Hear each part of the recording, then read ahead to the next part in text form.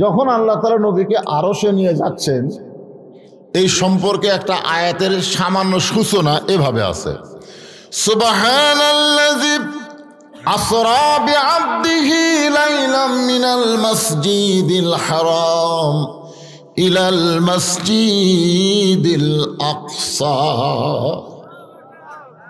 বর্তমানে মসজিদে হারাম অর্থাৎ কাবা ঘর আমাদের দখলে আছে, ঠিক কিনা বলেন? আর বাইতুল আকসা দেখছেন, এ পর্যন্ত প্রায় 26,000 ফিলিস্তিনি মুসলমানকে ওরা হত্যা করছে। আজ কয়েক জুম্মা হলে বাইতুল মুকাদ্দাসে মুসলমানেরা জুমার নামাজ পড়তে পারতেছে না। তাহলে বাইতুল্লাহ আল্লাহর, বাইতুল মুকাদ্দাসও আল্লাহ। তো বাইতুল্লাহ আব্রাহা ধ্বংস করবার আসলো, আল্লাহ তাআলা আবাবিল পাখি দিয়ে তাদের কি করলো আপনারা জানেন না? সূরা ফিল পড়েন না আপনারা? হ্যাঁ পড়েন, পড়লি সওয়াব। আলাম তারা কাইফা ফাআলা রাব্বুকা বিআসহাবিল ফিল আলাম ইয়াজআল কাইদাহুম ফি তাদলিল ওয়া আরসালা আলাইহিম তায়রান আবাবিল তারমিহিম বিহিজারাতিন মিন সিজিলিন ফাজআলাহুম কাআসফিন মাকুল। এই যে গরু খুব তাড়াতাড়ি করে ঘাস খায় না? খাওয়ার পরে কিন্তু যখন একটু ঝিমায় তখন দেখবেন জাবর কাটে। জাবর কাটা বোঝেন? মানে ওই ঘাস আবার ভিতর দিয়ে বাইর করে আবার চাবায়। মানে ওই হস্তি বাহিনীকে আবাবিল পাখি দিয়ে আল্লাহ এমন ভাবে ধ্বংস করে দিল, ওই সাবানের পরে সাবানোর মতন। এখন আপনারা বলেন, আবরাহা বাদশার হস্তি বাহিনীকে আল্লাহ ধ্বংস করে দিল, বর্তমানে সে আল্লাহ আছে না নাই? তাহলে ইহুদিদেরকে নবী কিন্তু জান্নাত দেখবার গেছিলেন। নবীর সঙ্গে একজন ফেরেশতা ছিলেন, তার নাম হলো জিবরাইল। ফেরেশতা জিবরাইল বলেন, ইয়া রাসূলুল্লাহ, এই জান্নাত থেকে যদি আপনি বের না হন, আল্লাহ আপনাকে জান্নাত থেকে বের করে দিবে না। কারণ আল্লাহ ওয়াদা করেছেন, সালামুন আলাইকুম তিবতুম ফাদখুলুহা খালিদিন। কেউ যদি একবার জান্নাতে প্রবেশ করে, মনে করেন একবার জান্নাতে প্রবেশ করলো, আল্লাহ বললেন তাকে চিরস্থায়ীভাবে আমি জান্নাত দিয়ে দিলাম। এখন আপনারা প্রশ্ন করতে পারেন, হুজুর তাহলে আল্লাহ তো আদম আলাইহিস সালামকেও জান্নাত দিয়েছিল, তাহলে জান্নাত থেকে আবার বাইর করে দিল কেন? এই জিনিসটা আমাদের বোঝা লাগবে। আপনারা বলেন তো, আদম আলাইহিস সালামকে আল্লাহ জান্নাত দিয়েছিলেন ইবাদতের আগে না পরে? সবাই বলেন আগে দিছে। জান্নাতে ঢোকার পরে আল্লাহ একটা ইবাদত দিলেন। আসলে জান্নাতের মধ্যে কোনো ইবাদত আছে? কিন্তু আদম যে ইবাদত করেনি, এ না করার কারণে আল্লাহ বললেন, ওয়ালা তাকরাবা হাযিহিশ শাজারা ফাতাকুনা মিনাজ জালিমিন। তোমার ইবাদত হলো এই গাছের কাছে যাইও না। নামাজ নাই, রোজা নাই, হজ নাই, যাকাত নাই, একটাই ইবাদত, খালি গাছের কাছে যাবা না। ওখানে আরো অসংখ্য গাছ আছে, সব গাছের ফল খাও, তোমার হুকুম হলো একটা গাছেরই ফল খাও না। আদম আলাইহিস সালাম বললেন, আল্লাহ তোমার কাছে ওয়াদা করতেছি আমি ওই গাছের কাছে যাব না। কিন্তু আদমের দেহের হাড় দিয়ে যা তৈরি করা হচ্ছে, ওই হাওয়ার কথা কয় না। হাওয়া, তা আদম বলে, হাওয়া আমি বলতেছি যাব না, তুমি কথা কও না কেন? হাওয়া বলতেছে আপনিও যা আমিও তাই। এর মধ্যে মারেফতের পেঁচ আছে না নাই? মেয়ে মানুষ কিন্তু এরকমই, কারণ নিষেধ করা মাত্রই তার আগ্রহ বেড়ে যায়। যখন আল্লাহ বলছেন গাছের কাছে যাইও না, তখন হাওয়ার আগ্রহ বেড়ে গেছে। আজকে আপনার বউকে যদি আপনি বলেন এ কথা যেন কাউরে কয়ও না, খালি এই কথা আপনি বলবেন, ওই না বলা পর্যন্ত আর পেটের ভুটভুটি বন্ধ হবে না। ওই যাকে পাবে তাকে বলবে আমার স্বামী নিষেধ করছে গো, কাউরে যান কয়ও না, আমি কিন্তু খালি তোমাকে বললাম, তুমি যান কাউরে কয়ও না। 1 ঘন্টার মধ্যেই গোটা মুরল হয়ে যাবে। যখন কথা ঠিক কিনা? আর যদি আপনি আপনার বউকে বলেন এ কথা একটু মুখ বলো তো, তখন বলবে আমার কাম নাই, তোমার কথা তুমি কও, আমি কব না। কবার বললেই বলবে না, না বলবার বললেই বলবে। এটা হলো নারীদের চরিত্র। যখন কথা ঠিক কিনা? আয় শাউলের সাথে বেটার বইয়ের গন্ডগোল হয় না? এরকম মাঝে মধ্যে হয় না? তো বেটার ওরে গাল দেয় শাউল অন্য বাড়ির পান খাবার গেছে। ইতিমধ্যে এক ফকুর নিয়ে আইছে, ফকুর নি মা 4টা ভিক্ষা দাও। বেটার বউ কয় 4টা না 4 সের দেবো। ফকুরনি কয় কে আমার 4 সের কেন? কয় শাউল গালায় অন্য বাড়িতে গেছে, এই সুযোগে তোমার 4 সের চাল দিলাম, তুমি তার কাউরে কয়েও না। ফকুরনি বলে সারাদিন ভিক্ষা করে 2 সেরই পাই না, আর তুমি আমার 4 সের দিছে, আমি কাউরে কমো না, আল্লাহর শপথ কাউরে কমো না। রাস্তার মধ্যে ফকুনি বিড় করতেছে, কাউরে কমো না, কাউরে কমো না। তো এক লোক বলে ফকুনির বলে কি করবেন না? বলে বেটার বউ আমার 4 সের চাল দিয়ে কয় কাউরে গান করে না, আমার কি ঠেকা পড়ছে, আমি কাউরে কমো না। ওই যারে ভাই তারে কয়। তাহলে কি বুঝলেন যে এক ঝোলা, এক ফকুনি যে ভিক্ষা করার নাম কি? এক ঝোলা চাউল যে ফকুনি হেফাজত করা পারলো না, তাকে যদি দেশ হেফাজত করার দায়িত্ব দেন, পারবি? একটু মনোযোগ দিয়ে শুনবেন। আল্লাহর নবীর সঙ্গে একজন ফেরেশতা ছিল, তার নাম হলো জিবরাইল। ফেরেশতা জিবরাইল বললেন, নবী গো, আপনি যদি জান্নাত থেকে বের না হন, আল্লাহ আপনাকে জান্নাত থেকে বার করে দিবে না। সঙ্গে সঙ্গে নবী খুশি না হয়ে রাগ করলেন। জিবরাইল, যেই কথা একবার বলেছো এই কথার দ্বিতীয়বার বলতে পারবা না, কারণ আমি জান্নাত থাকার জন্য আসি নাই। আল্লাহ যদি বলতো নবী গিয়ে আপনি জান্নাতে থাকেন, আমি জান্নাতের মধ্যে ঢুকতামই না। আমি শুধু দেখার জন্য আইছি আমার উম্মতের জন্য আল্লাহ কেমন জান্নাত বানাইছে। আমার জন্য না, আমার উম্মতের জন্য আল্লাহ কেমন জান্নাত বানাইছে এটা শুধু দেখার জন্য আইছি। ফেরেশতা জিবরাইল বলে, হুজুর তাহলে আপনি কি জান্নাতে থাকবেন না? আল্লাহ রাসূল বলেন, আমি সেই দিন জান্নাতে থাকার জন্য ঢুকবো যেদিন আমার সমস্ত উম্মতেরা জান্নাতি হবে। চিন্তা করে দেখছেন? কি চিন্তা করলেন?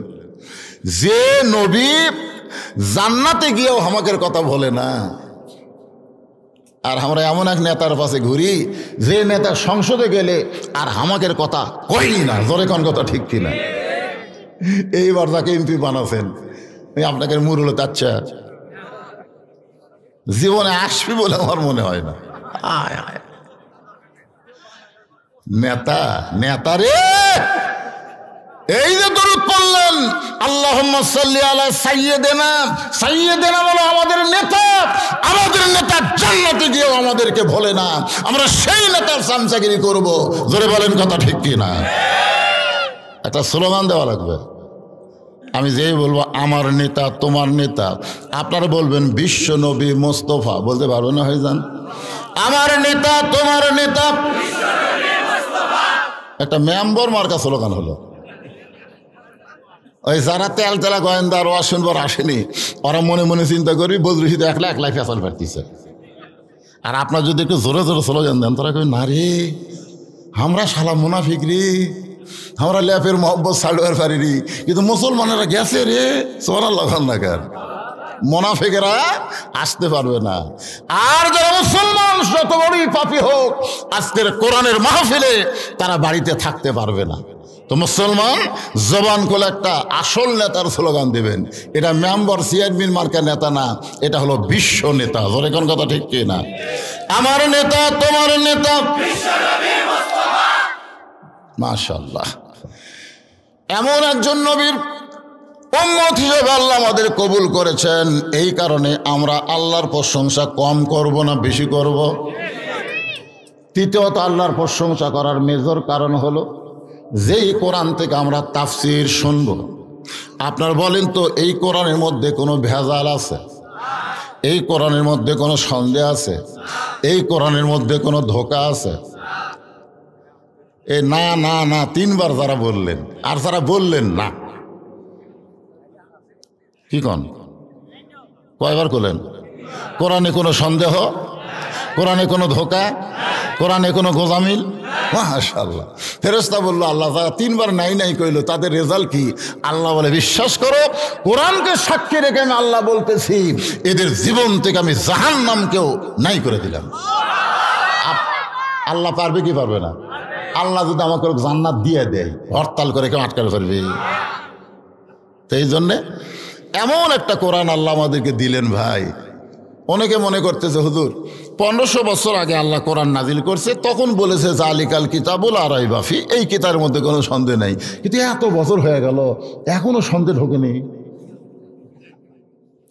কারণ কোন মৌলবি যদি কিছু কম বেশি করে, আল্লাহ কোরআনে বললেন নাহনু নাযালনা যিকরা ওয়া ইন্না লাহু লাহাফিজুন।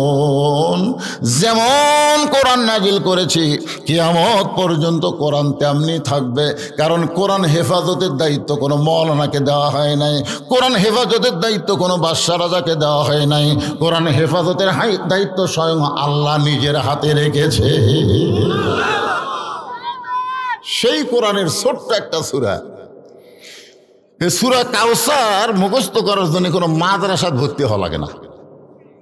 2-4 দিন মসজিদে নামাজ পড়লেই দেখবেন সূরা কাউসার এমনি এমনি অটোমেটিক মুখস্থ হয়ে যায়। যায় কি যায় না? কয় আয়াত? মাত্র 3 আয়াত। দেখছেন? পড়েন, একবার পড়েন। ইন্না আতাইনাকাল কাউসার ফাসাল্লি লিরাব্বিকা ওয়ানহার ইন্না শানিআকা হুয়াল আবতার। এই সূরা কাউসারের শানে নুজুল হলো যে প্রেক্ষাপটে আল্লাহ তাআলা এই সূরা কাউসার নাজিল করলেন। এটা হলো মক্কি সূরা। যেরকম কি সূরা? মক্কি, মক্কায় নাজিল হয়েছে। এটা নাজিল হওয়ার শানে নুজুল, অর্থাৎ কারণ হলো আল্লাহ তাআলা রাসূলকে 8টা সন্তান দিছিলেন। কয়টা? মাশাআল্লাহ। তার মধ্যে 4টা হলো ছেলে আর 4টা হলো মেয়ে। এখানে এক বিবির পেট থেকেই 7টা সন্তান হয়েছিল। যে বিবির পেট থেকে আল্লাহ রাসূলকে 7টা সন্তান দিলেন সে বিবির নাম হলো খাদিজা। জোরে বলেন নাম কি? যখন নবীর বয়স ছিল 25, তখন মা খাদিজার বয়স কত? 40। তাহলে 25 বছরের যুবক 40 বছরের একজন নারীকে বিয়ে করলেন। আর সেই নারীর পেট থেকে, এ বাবা তোর মাইকের কেউ ডিস্টার্ব দিছে, কেউ বলছে অসুবিধা হচ্ছে, তো হাত মারলি গায়ে। ও ওয়াজ বন্ধ করে দিল, ওর মাইক লিজি ওয়াজ করে নাকি? হ্যাঁ, ও দরগাহাট কাছে তো সেই জন্য মনে হয়। আরে পাগলা, দরগাহাটও তো ওয়াজ করে, এরকম তো করে না। তোর কি ইউনিটের মধ্যে কি দোষ আছে? তো যাই হোক, আমার কথা তো আপনার বুঝতেছেন? হ্যাঁ, বুঝলেই হবে। খুবই জরুরি ভাই, এই রজব মাসে এই আলোচনাটা শোনা আমাদের জন্য খুবই দরকার। এই জন্যে আমি আলোচনাটা আপনাদের সামনে উপস্থাপন করতেছি। তাহলে কয়টা সন্তান আল্লাহ রাসূলকে দিয়েছেন? 8টা। তার মধ্যে 4টা হলো ছেলে আর 4টা হলো মেয়ে। একই বিবির পেট থেকে দিয়েছেন 7টা, একই বইয়ের পেট থেকে কয়টা? আর নবী যে বিয়ে করছেন দেখেন, 25 বছরের যুবক 40 বছরের মেয়েকে বিয়ে করলেন, তারই পেট থেকে আল্লাহ 7টা দিয়েছেন। 3টা হলো ছেলে। 3টা ছেলের নাম আগে মুখস্থ করেন। নবীর ছেলের নাম মুখস্থ করলে 8টা সন্তানের নাম যে সবসময় মুখস্থ করতে পারবে, বলতে পারবে, আল্লাহ পাক তাকে 8টা জান্নাত দিয়ে দিবে। সালমান শাহর নাম মুখস্থ তো স্যার, শাকিব খান, লুচ্চা জায়েদ খান, শালা লুচ্চা, আলেমদের শালা কয়। আরে ইমাম তো আলেম, আলেম তো ইমাম, ঠিক কিনা বলেন? হ্যাঁ। তো এখন ব্যাপার হলো তৈয়ব, নবীর মা খাদিজার পেট থেকে যে 3টা ছেলে হয়েছে, নামটা খেয়াল করেন। তৈয়ব নাম কি? 2 নম্বর হচ্ছে তাহের, 2 নম্বর কি? আর 3 নম্বর হলো কাসেম। কাসেম, হ্যাঁ। আর মারিয়া কিপ্তিয়া নামে নবীর একটা বিবি ছিল, তার পেট থেকে একটা ছেলে হয়েছে, তার নাম হলো ইব্রাহিম। তাহলে ছেলে কয়টা?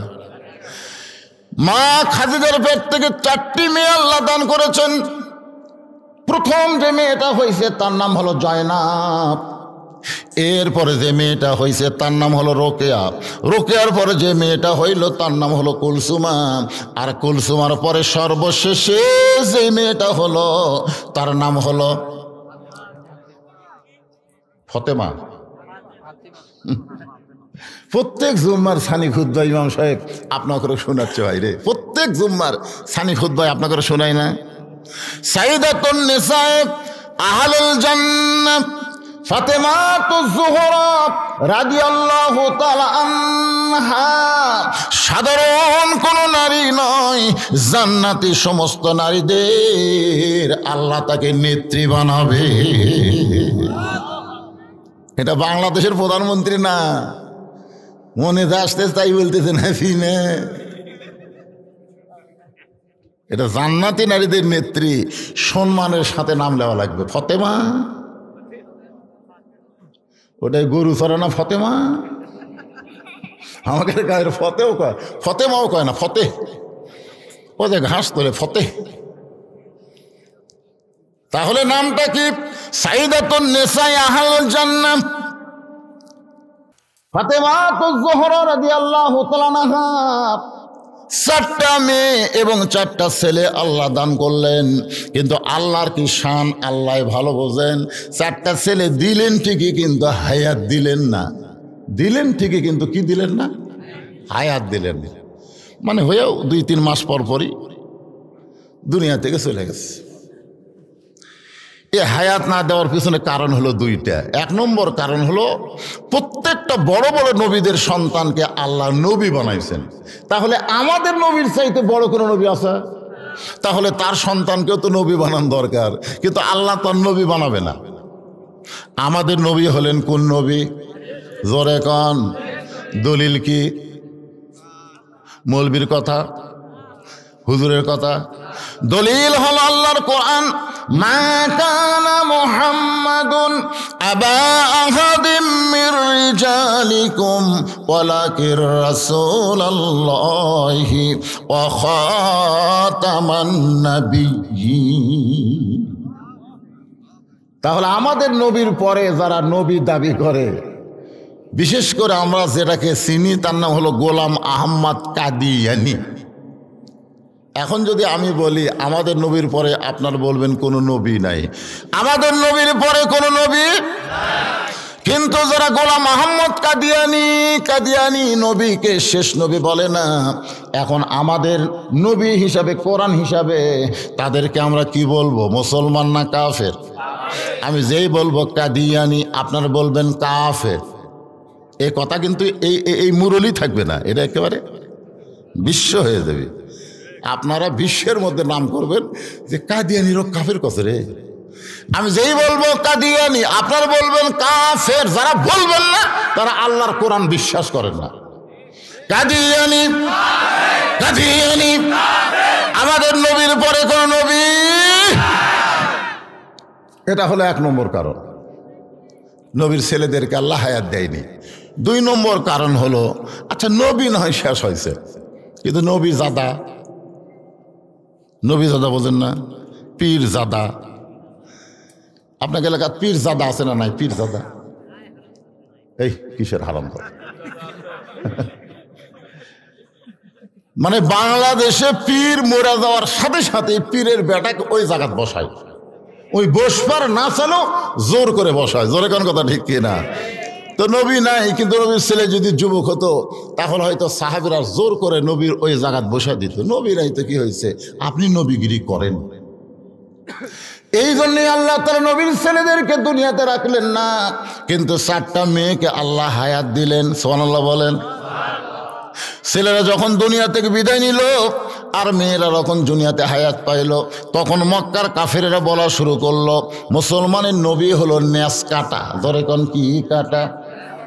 ওদের ধারণা হলো ছেলে সন্তান যদি না থাকে তাহলে তার পরিচয় দুনিয়াতে থাকবে না। যেমন আমাকে আল্লাহ কোনো ছেলে দেয়নি, আল্লাহ আমারে 3টা মেয়ে দিয়েছে। অনেকেই মনে করে বদল মরার সঙ্গে সঙ্গে শেষ শেষ, ছেলে নাই, কিসের পরিচয়? মেয়েগুলো দিয়ে হুজুর কে চিনবি রে? তা আমি সেরকম বাপের বেটার মতন কাম করছি। আমি প্রায় 200 শতক জায়গার উপরে মসজিদ, মাদ্রাসা, এতিমখানা নির্মাণ করেছি। যাই মরে গেলেও শেষ হওয়া না, এগুলা কিয়ামত পর্যন্ত থাকবে। জোরে কোন কথা ঠিক কিনা? আল্লাহ কয় মৌলানা তোর বেটিক দিয়ে তোর পরিচয় লাগবে না, তুই তো আল্লাহর ঘর বানালি, মাদ্রাসা বানালি, সেখানে জমি অক্ষ করে দিলি, কিয়ামত পর্যন্ত চলবে। কেউ মনে না রাখলেও যারা মাদ্রাসা পড়বি তারা মনে রাখবে। জোরে কোন কথা ঠিক? কথা কন না কেন ভাই? নবীর চোখের মধ্যে পানি। আল্লাহ নবীর এত ভালোবাসেন, করলেন সেই পানি মুছানোর জন্য তা আল্লাহ তাআলা সূরা কাউসার নাজিল করে নবীকে সান্ত্বনা দিয়ে বললেন, ইন্না আতাইনাকাল কাউসার, আমি আল্লাহ তাআলা খুশি হইয়া আপনাকে কাউসার দান করে দিলাম। ইমাম গাজ্জালী রহমতুল্লাহ আলাইহি এই কাউসারের ব্যাখ্যা করতে গিয়ে বলেছেন, হাউজে কাউসার এক পেয়ালা পানি পান করে কেউ যদি জাহান্নামেও যায়, তার দেহের মধ্যে পানি থাকার কারণে আল্লাহ জাহান্নামকেও জান্নাত বানায়া দিবে। এখন বলেন হাউজে কাউসারের পানির পাওয়ার আছে না নাই?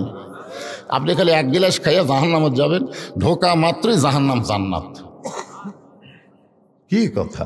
ইমাম গাজ্জালী বলেছেন কেউ যদি, তিনি যদি শব্দ উল্লেখ করার কারণ হলো মুসলমানদের মধ্যে একটা সন্দেহ আছে, আপনাদের মধ্যে হয়তো আছে, যদি জান্নাত না পাই। আপনারা কারা কারা জান্নাত পাবেন না হাত তোলেন তো দেখি। এই এখানে একটা লোক হাত তোলা কারণ হুজুর আমি জান্নাত পাবো না, দেখি হাত তোলেন তো। তাহলে হাত তোলার সাহস পান না, তাহলে যদি কন কেন? এটা কি আর কি আল্লাহর সাথে? মুসলমানের জন্যই আল্লাহ জান্নাত তৈরি করছে, আর সেই মুসলমান কয় যদি না পাই। বাপের সম্পত্তি বেটা যদি হয়, গ্রামের মধ্যে বলে বেড়াই যে যদি আমি বাপের সম্পত্তি না পাই, যদি না পাই, তাহলে গ্রামের লোকজন বলবে তোর জন্মে সন্দেহ আছে, তোর জন্মের মধ্যে কি আছে? সন্দেহ আছে। বাবার সম্পত্তি সন্তান যেমন ওয়ারিশ মোতাবেক পায়, লা ইলাহা ইল্লাল্লাহ মুহাম্মদ রাসূলুল্লাহ এ কলমা যারা স্বীকার করেছেন তারা জান্নাতের মালিক হয়ে যায়।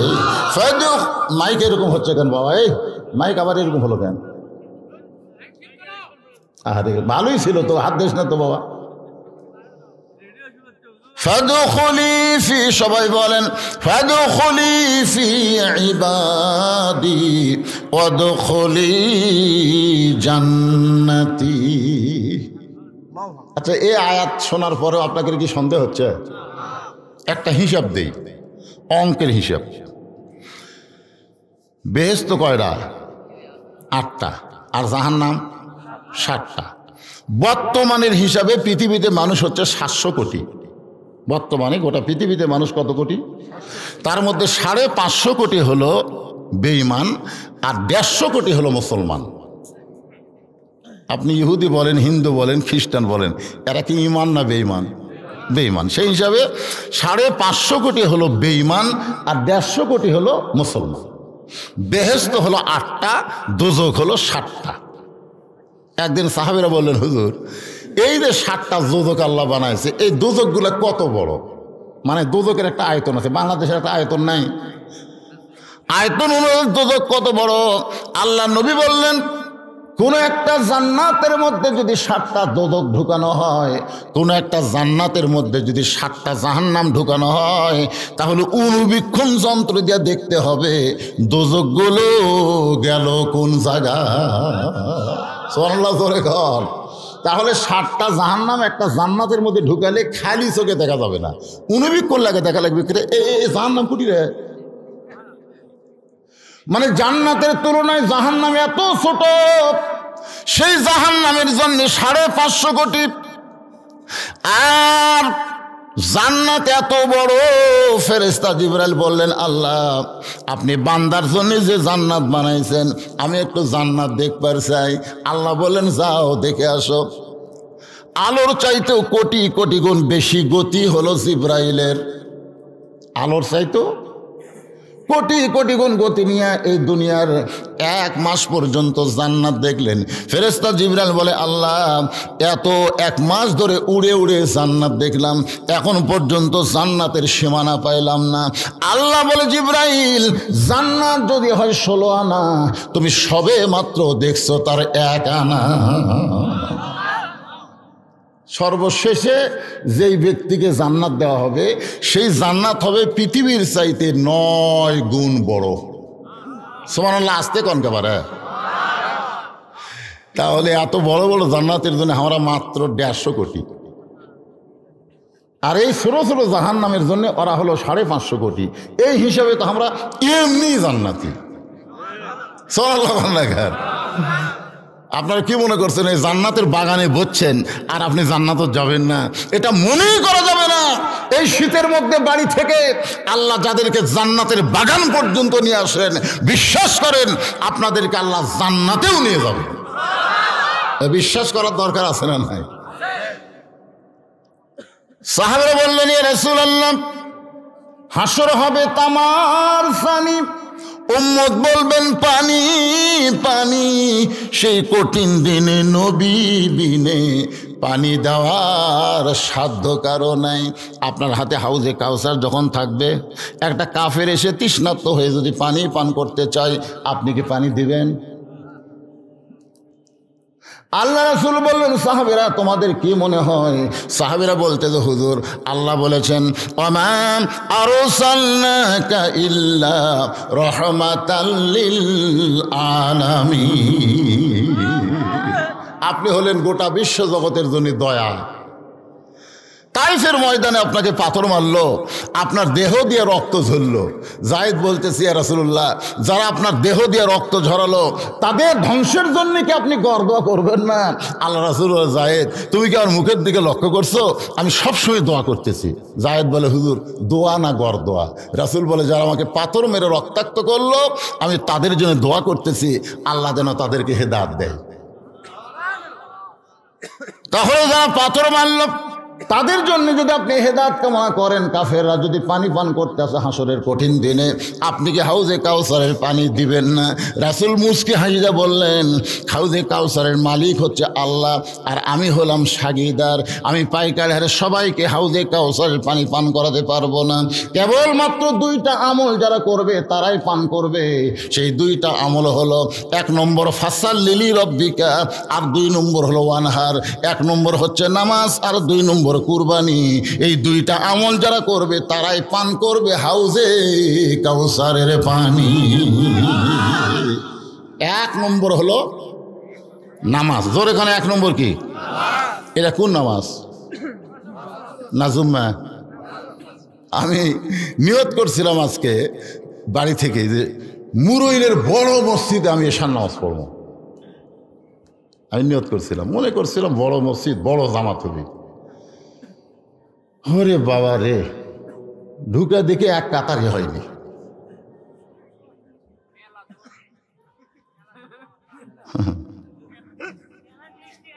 আচ্ছা, দোতলা কি জন্য বানাচ্ছেন? না না, আপনাদের মসজিদ কয়তলা? দোতলা বানাচ্ছেন কেন? এক কাতারে হয় না তো দোতলা কেন? মানে এই কথাটা আপনাদের মুখ থেকে আমি শুনবার চাচ্ছি। জুম্মার নামাজ হাসরের ময়দানে আল্লাহ তাআলা সমস্ত জুম্মাওয়ালাকে, যারা জুম্মা নামাজ পড়ে, 5 ওয়াক্ত পড়ে না, আল্লাহ রহমানুর রহিম নামের ওসিলায় তাদেরকে জান্নাত দিবে। আল্লাহ বলবেন, যারা 5 ওয়াক্ত পড়নি আমি আল্লাহ তাদেরকে জান্নাত দিলাম, তোমরা যাও। এ বলার সাথে সাথে জুম্মা পাটি মারবে দৌড়। ওরা জান্নাতের কাছে গিয়ে দেখবে দরজার বিশাল একটা তালা। ওরা বলবে, আল্লাহ আপনি আমাকে জান্নাত দিলেন তো তালা কেন? আল্লাহ বলে, দেখো খুঁজে চাবি তোমাদের কাছে আসছে। ওরা খুঁজে খুঁজে দেখবে একটা চাবি আছে। ওরা খুশি হয়ে তালার মধ্যে ঢুকাবে, কিন্তু ঘুরবি না। চাবি ঢুকছে ঠিকই, ঘরে না। তো বলে, আল্লাহ ঢুকলো ঠিকই, ঘরে না। আল্লাহ বলতেছে, তালার মধ্যে 5টা দাগ আছে, তোরকে চাবির মধ্যেও 5টা দাগ থাকা লাগবে। চাবিটা দেখতো কয় দাগ। তখন ওরা কবে, আল্লাহ আমাকে চাবি তো খালি তেল ফেলা, দাগ তো নাই। বলে, কিসের দাগ? বলে, ফজর, জোহর, আসর, মাগরিব, এশা, এই 5টা দাগ যদি না থাকে তাহলে তালার মধ্যে ঢুকবি ঠিকই, ঘুরবি না। তোরা জান্নাত দেখবার পারলু কিন্তু ঢুকবার পারলি না। যারা 5 ওয়াক্ত বাদ খালি জুম্মা মারতেছে, এরা জান্নাত দেখবার পারবি কিন্তু ঢুকবার পারবি না। আপনারা কি জান্নাতে ঢুকবার চান না দেখবার চান? যদি জান্নাতে ঢুকতে চান তাহলে, আর হাউজে কাউসারের পানি যদি পান করতে চান তাহলে 1 নম্বর হলো নামাজ। 1 নম্বর হলো কি? নামাজ। যে নামাজ সম্পর্কে রাসূল বলেছেন লা সালাতা লা দীনা, যার নামাজ নাই তার কোনো ধর্ম নাই। লা সালাতা লা ঈমানা, যার নামাজ নাই তার কোনো ঈমান নাই। বাইনাল আবদি ওয়াল কুফরি তরকুস সালাত, বান্দা কাফের মধ্যে পৃথক করার জিনিসটার নামই হলো নামাজ। যারা নামাজ পড়বে তারা হলো বান্দা, আর যারা পড়বে না তারা হলো কাফের। মান তারাকাস সালাতু মুতাম্মিদান ফাকাদ কাফারা, ইচ্ছা করে একটা ওয়াক্ত নামাজ যারা বাদ দিবে তারা আল্লাহর সঙ্গে কুফরি করবে। এই মুহূর্তে যদি আমি আপনাদের বলি, আপনি সবাই বলবেন মুসলমান, নামাজি নামাজি। এখন নামাজি যদি মুসলমান হয় তাহলে বেনামাজি। আপনারা কি শূন্যস্থান পুরা করা বোঝেন না? আমি যেই বললাম নামাজি, আপনার শূন্যস্থান পুরা করলেন মুসলমান। তার মানে বোঝা গেল আপনারা 100-র মধ্যে 100 পেলেন। এবার 100-র মধ্যে 100 পাবার গেলে আমি যাই বলবো বেনামাজি, আপনারা বলেন শূন্যস্থানের মধ্যে দেবেন কাফের। বেনামাজি বেনামাজি।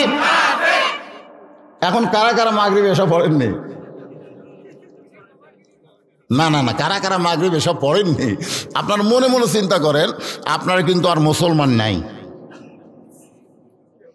আপনারা কাফের হয়ে গেছেন। কিন্তু এই মুহূর্তে যদি নিয়ত করেন ইন্নামাল আমালু বিন্নিয়াত, এই মুহূর্তে যদি নিয়ত করেন ফজর থেকে একটা ওয়াক্ত নামাজ ছাড়বো না, আল্লাহ বলে যত নামাজ পড়িসনি, যত পাপ হয়েছে, নিয়ত করার সঙ্গে সঙ্গে আমি আল্লাহ সব মাফ করে দিলাম।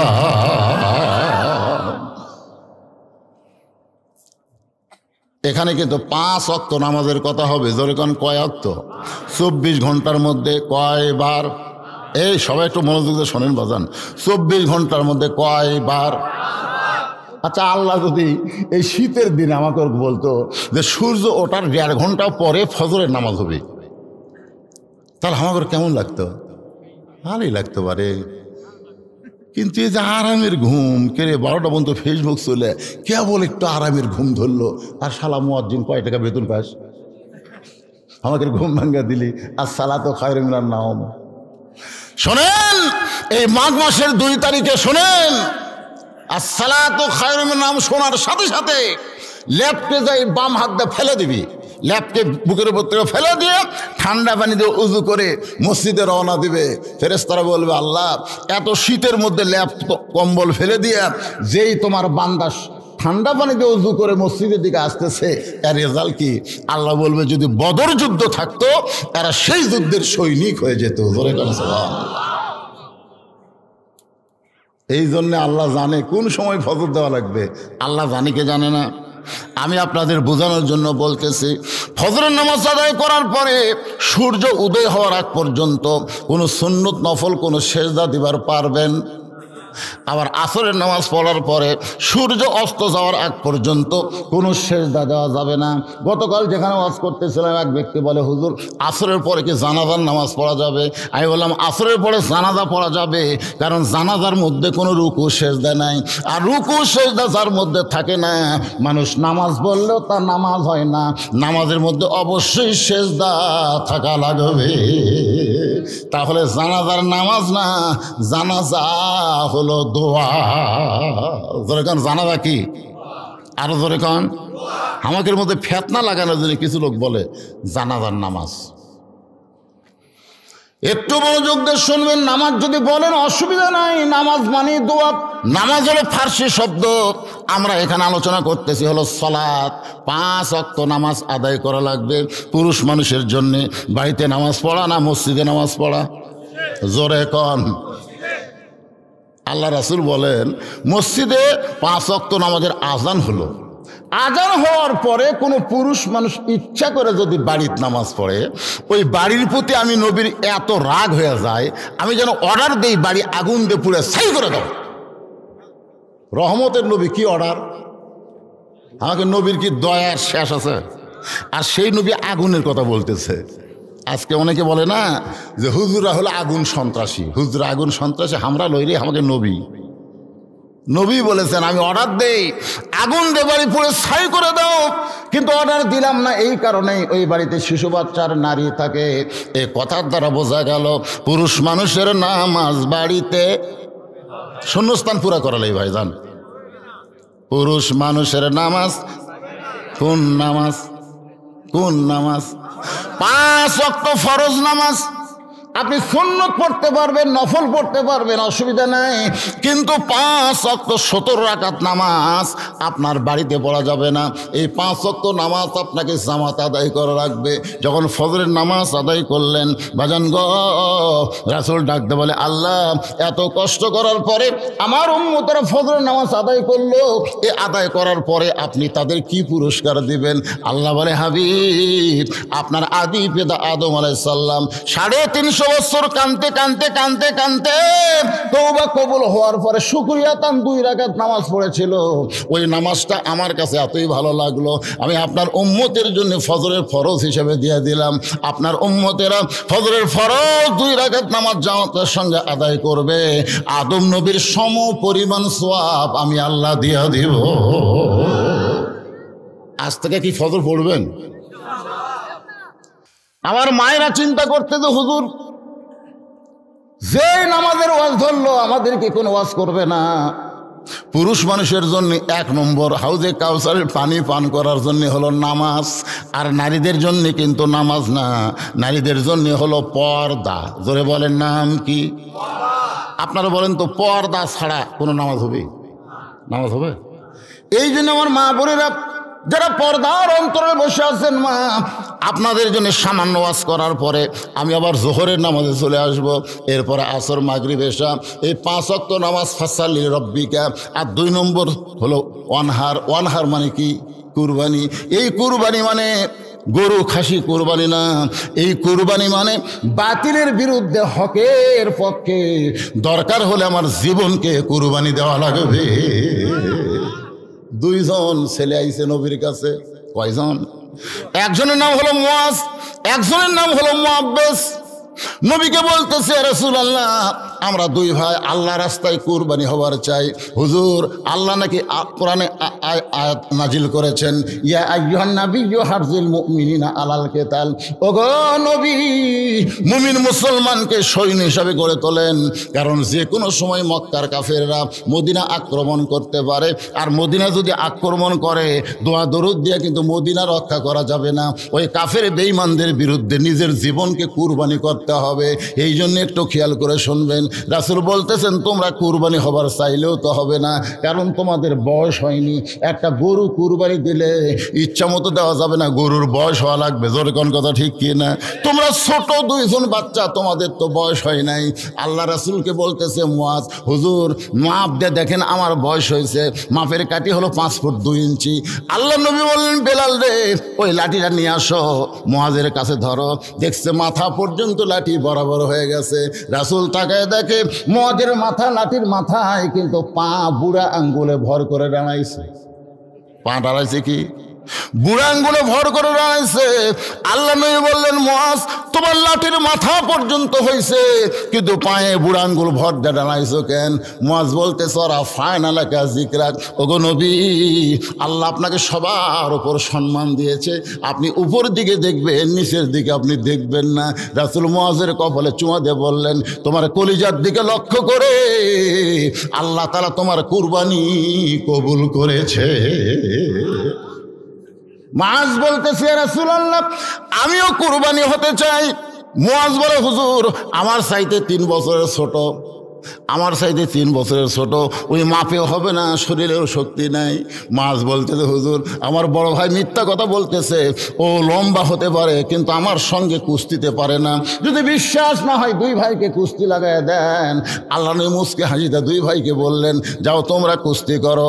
এবার মুয়াজ আর মুয়াজ 2 জন কুস্তি করতেছে। কুস্তি করতে করতে এক সময় ছোট ভাই বড় ভাইয়ের কানে বলতেছে, তুই তো কুরবানির জন্য সিলেক্টেড হয়ে গেছিস রে বড় ভাই। আমরা 2 জন কুরবানি নিয়তে বাড়ি থেকে বের হলাম। যদি নবীকে ডান দিক থেকে তরবারি মারে, তুই ডানে দাঁড়াইলি, তোর দেহে তরবারি লাগলো, কিন্তু বাম দিক থেকে যদি তীর মারে ভাইজান, তাহলে বলতো তখন বাম দিকে কে থাকবে? আমি থাকবো বাম দিকে, তুই থাকবি নবীর ডান দিকে।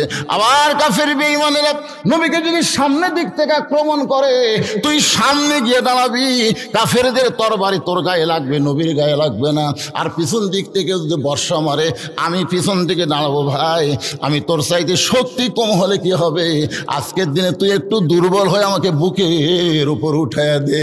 এবার মুয়াজ কানতে কানতে ছোট ভাই মুআব্বিসকে বুকের উপর যখন উঠাইয়া দেয়, আল্লাহ নবী দুই জনের কপালে চুম্বন দিয়ে বলে, এইরকম ঈমান যখন মুসলমানের জাগ্রত হবে, আল্লাহর জন্য নিজের জীবনকে কুরবানি দিবে, বাতিলের ক্ষমতা নাই মুসলমানের এরিয়ার মধ্যে ঢুকতে পারে। আর আজকে আমরা 7 তারিখে কি করলাম? হাই রে কুরবানি করছি ভাই। কুরবানির ওয়াজ হবে ডাইরেক্ট অ্যাকশন, কিন্তু এখন নামাজের ওয়াজ হচ্ছে।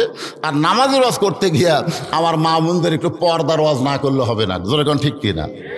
ইয়াকুব নবীর নাম শুনছেন? ইয়াকুব নবী নির্জনে বসে আল্লাহর কাছে কাঁদতেছে, আল্লাহ আল্লাহ আমাকে তুমি 12টা সন্তান দিলে, 12টা, তার মধ্যে 2টা ভালো, এই 10টা তো খারাপ কেন? এই খুব খেয়াল করে শুনবেন।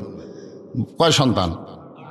12টা সন্তান, 2টা ভালো, বনিয়ামিন আর ইউসুফ খুবই ভালো, কিন্তু এই 10টা তো খারাপ কেন? আমি নবী হয়ে জন্ম দিলাম, তারপরে 2টা ভালো 10টা খারাপ, কারণ কি? আল্লাহ বলতেছেন, ইয়াকুব তোমার বউ কয়টা? ইয়াকুব বলতেছে, আল্লাহ আমার বউ তো 2টা। তোমার যে বউ ভালো, সে বউয়ের পেট থেকে যে 2টা সন্তান হয়েছে, এই 2টা সন্তান ভালো। আর তোমার যে বউ খারাপ, ওই বউয়ের পেট থেকে যে 10টা সন্তান হয়েছে, ওই 10টা সন্তান হলো খারাপ। এখান থেকে কি বুঝলেন? বাবার কারণে সন্তান ভালো মন্দ হয় না, ভালো মন্দ হয় মায়ের কারণে। তাহলে আমার সেই মায়ের জন্যে একটু ওয়াজ করার দরকার আছে না নাই? দরকার আছে না নাই? আমি নামাজের ওয়াজে আসতেছি ভাইজান, তার আগে আমার মা বোনদের জন্যে সামান্য কিছু ওয়াজ করার পরেই চলে আসতেছি। গভীর রাত্রে ফাতেমা হযরত আলীকে বুকের মধ্যে নিয়ে কাঁদতেছে। গভীর রাত, বিবি তার স্বামীকে বুকের মধ্যে নিয়ে কান্দে। আলী বলে, ফাতেমা কান্দার কারণ কি?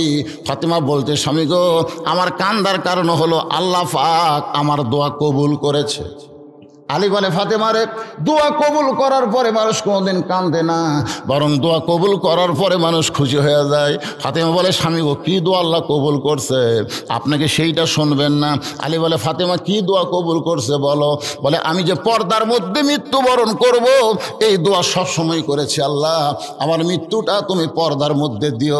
আল্লাহ তাআলা আমার পর্দার মধ্যে মৃত্যুর দোয়া কবুল করেছে।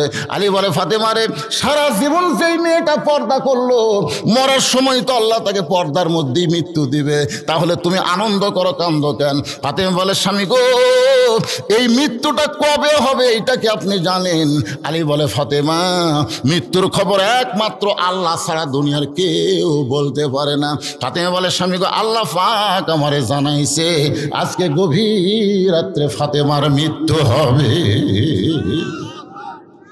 যেই কইছে গভীর রাত্রে ফাতেমার মৃত্যু হবে, গাছের গোড়া কাটলে গাছটা যেমন ঠাস করে পড়ে যায়, হযরত আলী তেমনি পড়ে গেলেন ঘরের মাঝায়। মা ফাতেমা মুস্কি মুস্কি হাসতেছে। যিনি গভীর রাত্রে মৃত্যুবরণ করবেন, তিনি হাসতে হাসতে এসে স্বামীর মাথাটা উরাতের উপরে নিয়ে কপালে একটা চুমা দিয়ে বলে, স্বামী গো, আপনি হলেন আসাদুল্লাহিল গালিব, আপনি হলেন আনা মাদিনাতুল ইলমি ওয়া আলী বাবুহা। এই দুনিয়ার সবচাইতে বড় আলেম হচ্ছে হযরত আলী, আর সবচাইতে বড় বীর কে? জোরে কোন? সবচাইতে বড় বীর শক্তিশালী হচ্ছে হযরত আলী, আবার সবচাইতে বড় আলেম হচ্ছেন হযরত আলী। তাহলে জ্ঞানের দিক দিয়ে আপনি 1 নম্বর, আর বীরের দিক দিয়ে আপনি 1 নম্বর। তাহলে বইয়ের মৃত্যুর খবর শুনে এভাবে আপনি পড়ে গেলেন কেন? আপনি কি জানেন না এ দুনিয়া থাকার জায়গা না, এ দুনিয়াতে আসলে যাইতে হবে। আমি যখনই বলবো আসলে, আপনার সকলে বলবেন যাইতে, সবাই বলবেন। আচ্ছা, কে থাকবেন? ছেলে যারা যুবক কচি কাঁচা, তোমরা কি মনে করতেছে? যাওয়া লাগবে না থাকবে?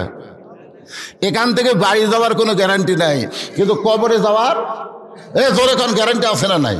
তাহলে আমি যেই বলবো আসলে, আপনার সকলেই জবান খুলে বলেন যাইতে হবে। আসলে মিশে মায়ায় বন্দি থাইকা করলাম কত খেলা, পশ্চিমে তাকিয়ে দেখো তোমার ডুইবা গেছে বেলা, এক পলকের নাই ভরসা, মিশে সকল আশা, কখন বুঝি দারুণ ঝড়ে ভাঙবে তোমার বাসা। ফাতেমা বলে, স্বামী গো, আজকে গভীর রাতে আমার মৃত্যু হবে। এই কথা শুনে আপনি কাঁদতে কাঁদতে পড়ে গেলেন। আপনি যদি এভাবে দুর্বল হয়ে যান তাহলে আমার 3টা চাওয়া কে পুরা করবে?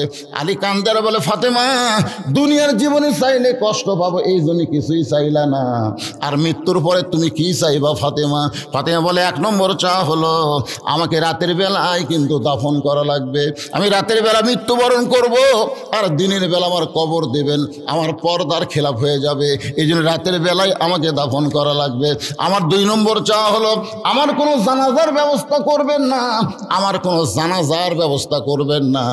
আমার 3 নম্বর চাওয়া হলো আমার লাশটা কিন্তু খাটনিতে তুলবেন না। আমি ফাতেমার দেহের ওজন কত এটা দুনিয়ার কোনো পুরুষ মানুষ যেন বুঝবার না পারে।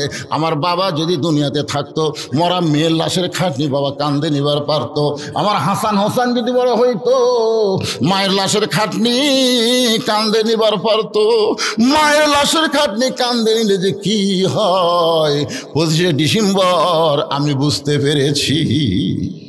এই যে 25শে ডিসেম্বর গেল, আমার মা দুনিয়া থেকে বিদায় নিল, আমি মায়ের খাটনি কান্দে নিলাম। ভাই, সন্তান যখন মায়ের খাটনি কান্দে নেয় তখন সন্তানের যে অবস্থা হয়, যাদের মা মারা গেছে তারাই বুঝবার পারতেছে। ধরে কোন কথা ঠিক কিনা? ফাতেমা বলে, আমার হাসান হোসেন এত ছোট, তখন একজনের বয়স হলো 4 বছর 5 বছর, আর একজনের বয়স হলো 6-7 বছর। তাহলে ছোট 2 বাচ্চাকে মায়ের খাটনি নিবার পারবে? আমি হিসাব করে দেখলাম এই দুনিয়াতে আমার খাটনি কান্দে নেওয়ার কেউ নাই। আপনি শুধু আমাকে কান্দে করে জান্নাতুল বাকির পূর্ব কোণায় সবুজ রঙের একটা বাতি জ্বলবে, ওই বাতি বরাবর আমাকে দাফন করবেন। আমার কবর খুঁড়তে যদি আপনার কষ্ট হয় তাহলে আপনার একান্ত বন্ধু কেউ যদি থাকে দুনিয়ায়, তাই বলবেন সে যেন ফাতেমার কবরটা গোপনে খনন করে দেয়। গভীর রাত্রে হযরত আলী আবু যর গিফারির জানলার কাছে বিষাক্ত সাপের মতন ফসফস করে কাঁদতেছে। আবু যর গিফারি চমকে গেল, এই গভীর রাতে এমন করে আমার জানলায় কে কান্দে রে? দরজা খুলে বাইরে আইসা দেখে আসাদুল্লাহিল গালিব হযরত আলী কাঁদতেছে। আবু যর গিফারি বলে, আলী ভাই, জীবনে কত যুদ্ধ করলাম তোমার সঙ্গে, কোনো যুদ্ধে তোমাকে পরাজিত হয়ে কাঁদতে দেখি নাই। আজকে তোমার জীবনে এমন কি যুদ্ধ শুরু হলো যেই যুদ্ধে তুমি পরাজিত সৈনিকের মতন কাঁদতেছ? আলী বলতেছে, আবু যর, 6 মাস আগে আমার কলিজার টুকরা হাসান হোসেন নানা হারাইছে। আজকে গভীর রাত্রে তাদেরকে ফাঁকি দিয়া তাদের মা দুনিয়া থেকে বিদায় নেবে। আবু যর, জান্নাতুল বাকির পূর্ব কোণায় একটা কবর কর, কারণ পর্দা নিশে ফাতেমা ওসিয়ত করেছে রাতের বেলায় তাকে দাফন করা লাগবে। আবু যর গিফারি কোদাল নিয়ে ওই জান্নাতুল বাকির পূর্ব কোণায় গিয়া দেখে সবুজ রঙের একটা বাতি জ্বলতেছে, যেই বাতির কোনো তার নাই, যেই বাতির কোনো সুইচ নাই, বিনা তারে বিনা সুইচে আমার আল্লাহ তাআলা অটোমেটিক জ্বলায়া দিছে। লিল্লাহি আজকে যারা এখানে বসে আর শুনতেছেন, মনে করবেন না যে আপনার কবরে জানলা নাই, দরজা নাই, বাতি নাই, কিন্তু কবরের পাথেও যদি কবরে জোগাড় করে যাবার পারেন, আপনার কবর কবর থাকবে না, আপনার কবর হবে জান্নাতের বাগান। ধরে কোন কথা ঠিক না? বিশ্বাস করা লাগবে। অনেকে আফসোস করে, হাইরে হাইরে কবরের তো ছুট্ট না বাগারি, জানলা নাই, দরজা নাই। আপনি কি মনে করতেছেন? কিন্তু যেদিন ডাক পড়িবে, এই গানটা সবাই একটু গান, মনটা নরম হবে। কিন্তু যেদিন ডাক পড়িবে কবর মাঝে যাইতে, জোগাড় কিছু করছো বন্ধু তার মাঝে বিছাইতে। আবু যর গিফারি কোদাল নিয়া তাকায় দেখে ওই যে বাতি জ্বলতেছে, ওই বাতির আলো গোলাকার হয়ে পড়ে নাই, 4 কোণা কবরের মতো পড়ে গেছে। ওই আলোর মধ্যে কোদাল দিয়ে কবর খুঁড়তে খুঁড়তে একসময় আবু যর গিফারি আবেগে, অনেকগুলো কথা আমরা বলি বিবেকে, আর কতগুলো কথা বলি আবেগে। আবেগের কথা হলো বর্তমান ক্ষমতা কি আছে, এটা আবেগ। অনেকে বলে আওয়ামী লীগ ক্ষমতায় আছে রে, কিন্তু বিবেক কি বলে? কথা কয় না। আবেগে মানুষ খালি কাফের হয়। যদি আপনি বলেন যে বর্তমান আওয়ামী লীগ ক্ষমতা আছে, বলা মাত্রই আপনি কাফের হয়ে যাবেন। কারণ আল্লাহর ক্ষমতার মধ্যে কাউকে ঢুকানো যাবে না। ওহু আলা কুল্লি শাইইন কদির, প্রত্যেকটা বিষয়ের উপরে একমাত্র ক্ষমতাকার, একমাত্র ক্ষমতাকার। আবেগে আমরা বলি, আবেগে। হুজুর যত ওয়াজ করেন হুজুর, হবি না, কি হবি না? এত আন্দোলন, এত কিছু করার পর তো কিছুই হলো না হুজুর। আরে পাগলা, 3 তলার উপরে উঠে 1.5 লাখ টাকার খাট, 12,000 টাকার কম্বল, 9টার সময় ওড়ে তামানে দিয়ে বলতেছে আমার বাড়ি আমার ঘর, আমার নামাইকে। 2 কান্দে 2 ফেরেস্তা বলতেছে আল্লাহ ই যে কথা কয়ে কম্বলের মধ্যে ঢুকলো, তাহলে এক নামানোর কেউ নাই। ফেরেস্তারা রাগ করছে, আল্লাহ কয়ে ধৈর্য ধর। রাত 3টার সময় একটা ভূমিকম্প দিছে। তোর এখন কি কম্প? তাহলে বিল্ডিং একটা লয়ে উঠছে, ওই এত জোরে নামছে যে কম্বলের মধ্যে লঙ্গি খুলে আছে, ওটাও পর্যন্ত পড়ার টাইম পাইনি। ফেরেস্তা বললো আল্লাহ নামাইলা নামাইলা, তাই বলে ন্যাংটা করে নামালা। আল্লাহ বলতেছে জনগণ যদি নামাবার না পারে, আমার নামান এরকম ন্যাংটা করেই হবে। জোরে কোন কথা ঠিক? আবেগে কোনো কথা বলা যাবে না ভাইজান, কথা বলতে হবে বিবেকে। জোরে কোন কি? আপনার কাছে সবচাইতে বড় আদালত, তার নাম কি? আবেগে আবু যর গিফারি বলতেছে কবর, তুই কি জানিস গভীর রাত্রে যাকে দাফন করব সে দুনিয়ার সাধারণ কোনো মেয়ে না, আল্লাহ নবীর মেয়ে হওয়ার পরেও নবী তারে মা বলে সম্মান দিয়েছে। ফাতেমাকে আল্লাহ নবী মায়ের মতন সম্মান করছে, কিন্তু ফাতেমাকে নবীর মা না মেয়ে? জোরে কোন? ফাতেমা যেই মাত্র ঘরে আসে সঙ্গে সঙ্গে নবী দাঁড়ায়, বসে থাকা নবী দাঁড়িয়ে যায়। ফাতেমা ঘরে আসলে নবী জিজ্ঞাসা করে মা আপনি কষ্ট করে আমার কাছে কেন আইছেন? আমারে ডাকলি তো আমি আপনার কাছে যাইতাম। নবী বলে মা কষ্ট করে আমার কাছে কেন আইছেন? আমারে ডাকলি তো আমি যাইতাম। তো মা আয়েশা 6 লক্ষ হাদিসের হাফেজা ব্যাধি হয়ে গেছে। ব্যাধি হয়ে বলতেছি ইয়া রাসূলুল্লাহ, এটা একটা কথা হলো? মেয়ে ঘরের মধ্যে আসলে বাপ কেন খাড়া হবে? আর বাবা মেয়েকে এমন কথা কেন বলবে? আল্লাহ রাসূল আয়েশা, দুনিয়ার সমস্ত মানুষ জানে ফাতেমা আমার মেয়ে, কিন্তু আমি নিজের চোখে দেখেছি ফাতেমা আমার মা। সুবহানাল্লাহ কন না কেন? আপনি বলেন তো শোনা কথা আর দেখা কথা দুইটাকে এক? মাইশা বললেন হুজুর কেমনে দেখলেন? রাসূল বললেন তায়েফের ময়দান থেকে রক্তমাখা দেহ নিয়ে আমি যখন মক্কাতে আসলাম, ওই সময় আমাকে আদর করার চাচা আবু তালেব নাই, আমার দরদের বিবি খাদিজাও দুনিয়াতে নাই। ওই সময় আমাকে দরদ করার মেয়ে হলো আমার 4টা মেয়ে। জোরে কোন কয়টা মেয়ে? মেয়েরা বাপকে দয়া কম করে না বেশি করে? রাসূল বললেন 3টা মেয়ে আমার একসঙ্গে ঘরের মধ্যে ঢুকলো, জয়নাব, কুলসুম আর রোকেয়া, ওরা 3 জন আমার মাথায় হাত দিয়ে বলল বাবা তায়েফবাসী এত পাথর মারছে, এই কষ্ট আপনি কেমনে সহ্য করবেন বাবা? আপনার চামড়া কেটে রক্ত বের হয়ে গেছে, গোটা দেহ ক্ষত হয়ে গেছে, এই কষ্ট আপনি কেমনে সহ্য করবেন? রাসূল বলে আয়েশা রে, 3টা মেয়ের মতন কথা বলে যখন ঘর থেকে বাইরে যায়, এমন সময় ফাতেমা ঘরের মধ্যে ঢুকি দরজা বন্ধ করে দেয়। আমি রাসূল চমকে গিয়ে বললাম ফাতেমা ঘরের মধ্যে ঢুকে দরজা বন্ধ করলেন কেমা? ফাতেমা বলে বাবা আপনার মাধ্যমে আল্লাহকে আমি কয়টা কথা বলবার চাই, আমার সরাসরি কথা বলার যোগ্যতা নাই, আপনার মাধ্যমে আমি আল্লাহকে বলতে চাই। ফাতেমা বললেন আল্লাহ তোমার যদি বাবা থাকতো আর তোমার বাবা যদি আজকে তায়েফে যাইতো আর তায়েফবাসী যদি পাথর মারতো, আল্লাহ বলো তো তোমার কেমন লাগতো?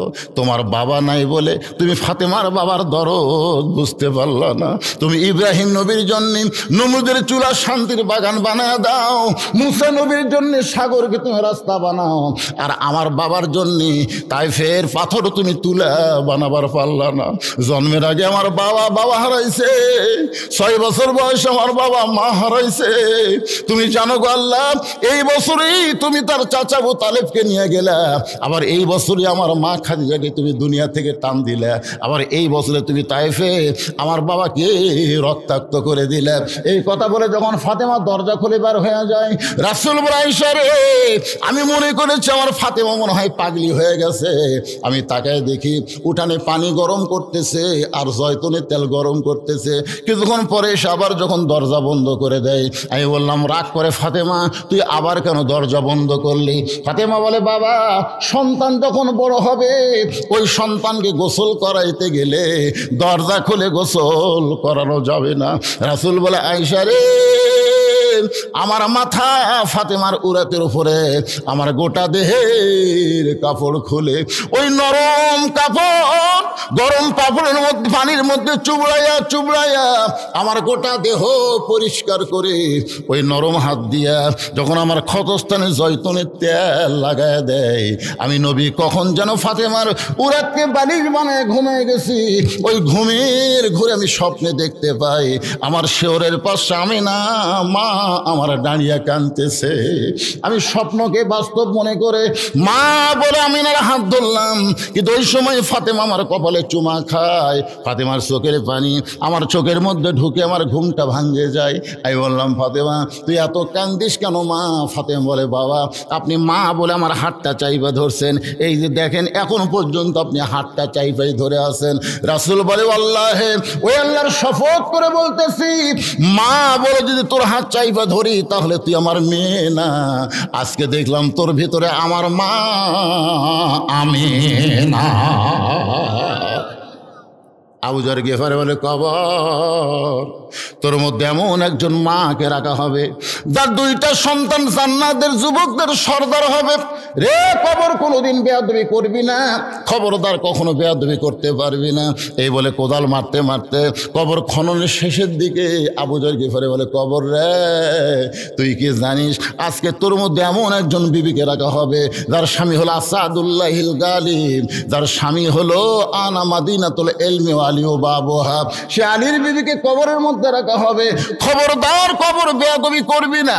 এই বলে আবার যখন কোদাল মারতে চায় এমন সময় কে যেন গায়েব থেকে ডাক দেয়, বলে, আবু যর এই কবরকে সাবধান করিস না, বরং যারা কবরের মধ্যে আসবে তাদেরকে সাবধান করো। এইটা কিন্তু মা ফাতেমার জন্য বলা হয় নাই, এটা বলা হয়েছে আমাদের সকলের জন্য। জোরে কোন কথা ঠিক কিনা? আবু যর কবরকে সাবধান করিস না, বরং যারা কবরের মধ্যে আসবে তাদেরকে সাবধান করো। এই কবর কার মা কার মেয়ে কার বিবি এটা কবর দেখবে না। আমল যদি ভালো হয় কবর জান্নাতের ঘর হয়ে যাবে, আর আমল যদি খারাপ হয় কবর জাহান্নামের গর্ত হয়ে যাবে। এই শব্দ শোনার পরে আবু যর গিফারি দুইটা হাত থর থর করে কাঁপতেছে, আর কোদাল মারতে পারে নাই। গোরস্থান সাইরা জান্নাতুল বাকি সাইরা কোথায় যেন আবু যর গিফারি দৌড় মারছে, কোথায় যেন পালায় গেছে। নির্দিষ্ট সময়ে হযরত আলী ফাতেমার দেহ কারা নেওয়ার জন্য ঘরের মধ্যে ঢুকেছে, কারণ ফাতেমার গভীর রাত্রে দাফন করা লাগবে, তার কোনো জানাজা হবে না, তার লাশটা খাটনিতেও তোলা চলবে না। ঘরের মধ্যে ঢুকে দেখে ফাতেমা নিজে নিজেই গোসল করেছে। মেয়ে পুরুষ মারা গেলে গোসল করানোর দরকার আছে না নাই? কিন্তু ফাতেমা নিজে নিজে গোসল করেছে। ফাতেমা নিজে নিজে কাফনের কাপড় পরে শুধু দুইটা হাত বের করে রাখছে আর মুখটা বের করে রেখে দুই পাশে দুইটা সন্তানকে ঘুমায় দিছে। কারণ হাসান হোসেন যদি চেতন থাকে তাহলে মাকে দাফন করার ব্যাপারে ওর বাপকে অসুবিধা করতে পারে। এই জন্য ফাতেমা সতর্ক হইয়া দুইটা সন্তানকে ঘুমায় দিছে। হযরত আলী দুই সন্তানের মাঝখান থেকে ফাতেমারে কান্দে করে নিয়ে ওই জান্নাতুল বাকির কাছে গিয়ে বলতেছে, আবু যর কবর যদি খোঁড়া হয়ে যায় কবর ছেড়ে চলে যায়, কিন্তু আমার আল্লাহ তাআলা আবু যর গিফারিকে আগেই কবর থেকে সরায় নিছে। হযরত আলী নিজেই ফাতেমাকে দাফন করার পরে আল্লাহর কাছে বলতেছে, মাবুদ গো দুনিয়াতে গরিব ছিলাম বলে ফাতেমার করতে পারি নাই, আজকে দাফন করার পরে তোমার কাছে কান্দি, আমার ফাতেমাকে তুমি কবুল করে নাও। এ দোয়া শেষ করার পরে হযরত আলী তাকায় দেখে সামনে কয়েকটা পুরাতন কবর দেখা যায়। এই মাত্র ফাতেমাকে কবর দিয়েছে, সেই নতুন কবর আর নাই। কোথায় ফাতেমার কবর? কোথায় গেল ফাতেমার কবর? গোটা জান্নাতুল বাকি দৌড়ায়, গোটা জান্নাতুল বাকি দৌড়ায়। ফাতেমার কবর কোথায় রে? ফাতেমার কবর কোথায়? কে যেন ডাকতে বলে, আলী রে ফাতেমা হলো পর্দানিশী, আমি আল্লাহ জোহরা ডিগ্রি দিয়া ফাতেমার কবরটাকে কিয়ামত পর্যন্ত পর্দা করে দিয়েছি। মায়েরা রে পর্দার অন্তরালে যারা আছেন মা, যদি আপনারা জান্নাতে যাবার চান, আপনাদের জান্নাতি নারীদের নেত্রী হবে ফাতেমা। ওই ফাতেমার সিগনেচার ছাড়া কিন্তু জান্নাতে যাবার পারবেন না। তাহলে এখন ফাতেমার মতো নারীদের পর্দা করার দরকার আছে না নাই? ফজরের নামাজ পড়তে গেছে হজরত আলী, কোন নামাজ? আবু যরকে খুঁজতেছে, কে রে? ওকে আমি কবর খুঁড়তে দিয়ে বেটালাম, এই বেটা গেল কোথায়? না, হজরত আলীর সবচাইতে আপন বন্ধু কিন্তু আবু যর, একসাথে নামাজ পড়ে, সুবহানাল্লাহ কেন? কিন্তু ফজরের সময় আবু যরকে ফেলেন না। জোহরের সময় হজরত আলী গোটা মসজিদ খুঁজলেন, আবু যর নাই। আসরের সময় খোঁজেন নাই। সমস্ত সাহাবীরা আবু যরকে খুঁজে আর পায় না। কোথায় আবু যর? কয়েক বছর আবু যরকে আর মদিনায় পাওয়া যায় না। কয়েক বছর পর আবু যর গিফারি পাগল হয়ে মদিনায় ঘুরতেছে। ছোট ছোট বাচ্চারা পাথর মারতেছে আর বলে ওই যে পাগল যায়। আবু যর গিফারি গেলে হাসে আর কান্দে না, খালি হাসে, পাগলের মতন খিক করে হাসে। এমন সময় রাস্তা দিয়ে আলী যাওয়ার বলে, রে ছোট বাচ্চারা, পাগল মনে করে কারো পাথর মারতেছ? মদিনার বাচ্চারা বলে আমরা তো ওনাকে চিনি না, আমরা তো ওনাকে চিনি নাই পাগলকে। হযরত আলী পাগলের কাছে আইসা দেখে পাগল আর কেউ না, পাগল হলো আবু যর। আবু যর আমার ফাতেমার কবর খুঁড়তে গিয়ে কবর খনন করে কোথায় হারাইলি ভাই? এত বছর হলে তোরে খুঁজতেছি, তোরে আর মদিনায় দেখি না, তুই কোথায় ছিল আবু যর? একটা বার কথা বল, কবর খুঁড়তে খুঁড়তে কেন তুই কবর ছেড়ে পালায় গেলি? আবু যর গিফারি কোনোই কথা বলে না। আলী বলতেছে আবু যর কথা বল, কথা বল। আবু যর গিফারি যখন কথাই বলে না, হযরত আলী আবু যর গিফারিকে বুকের মধ্যে একটা চাপা মারছে। চাপা মারার সঙ্গে সঙ্গে আবু যর গিফারির জবান দিয়ে বের হচ্ছে কবর কবর কবর। তিনবার কবর কবর বলে মাটিতে পড়ে যায়।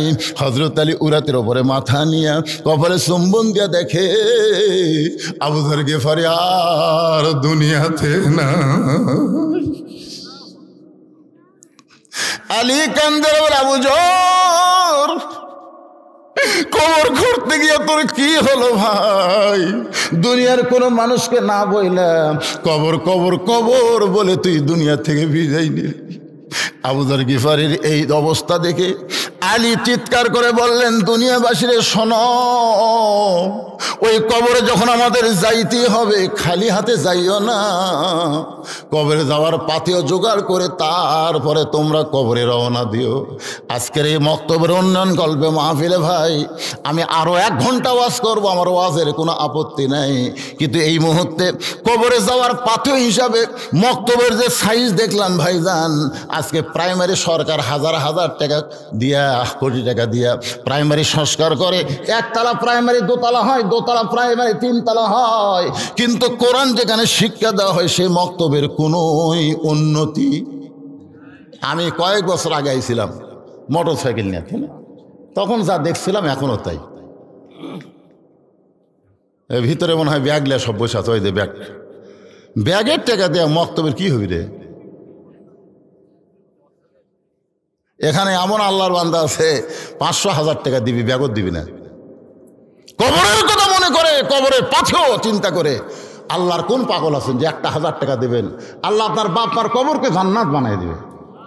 আপনিও কবরের পাথেও জোগাড় হলো, দুনিয়া থেকে জান্নাতের ব্যাংকে অ্যাকাউন্ট খোলা হলো আল্লাহ রাস্তায় দান করা।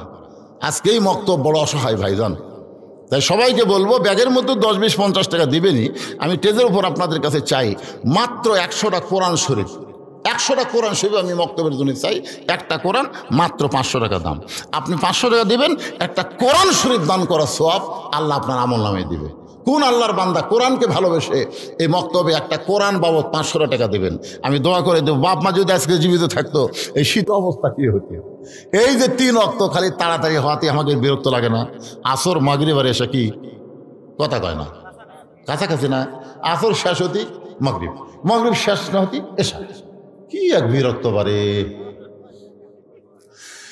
যদি 50 ওয়াক্ত হতো তাহলে 24 ঘন্টার মধ্যে 8 ঘন্টা পর পর, জোরগণ কয় ঘন্টা আলু লাগাবার পারতেন, আলু ধান লাগাবার পারতেন, কোনো কাম করে যেত, হাট বাজার 8 ঘন্টা পর পরে 1 ওয়াক্ত করে নামাজ কি করবে?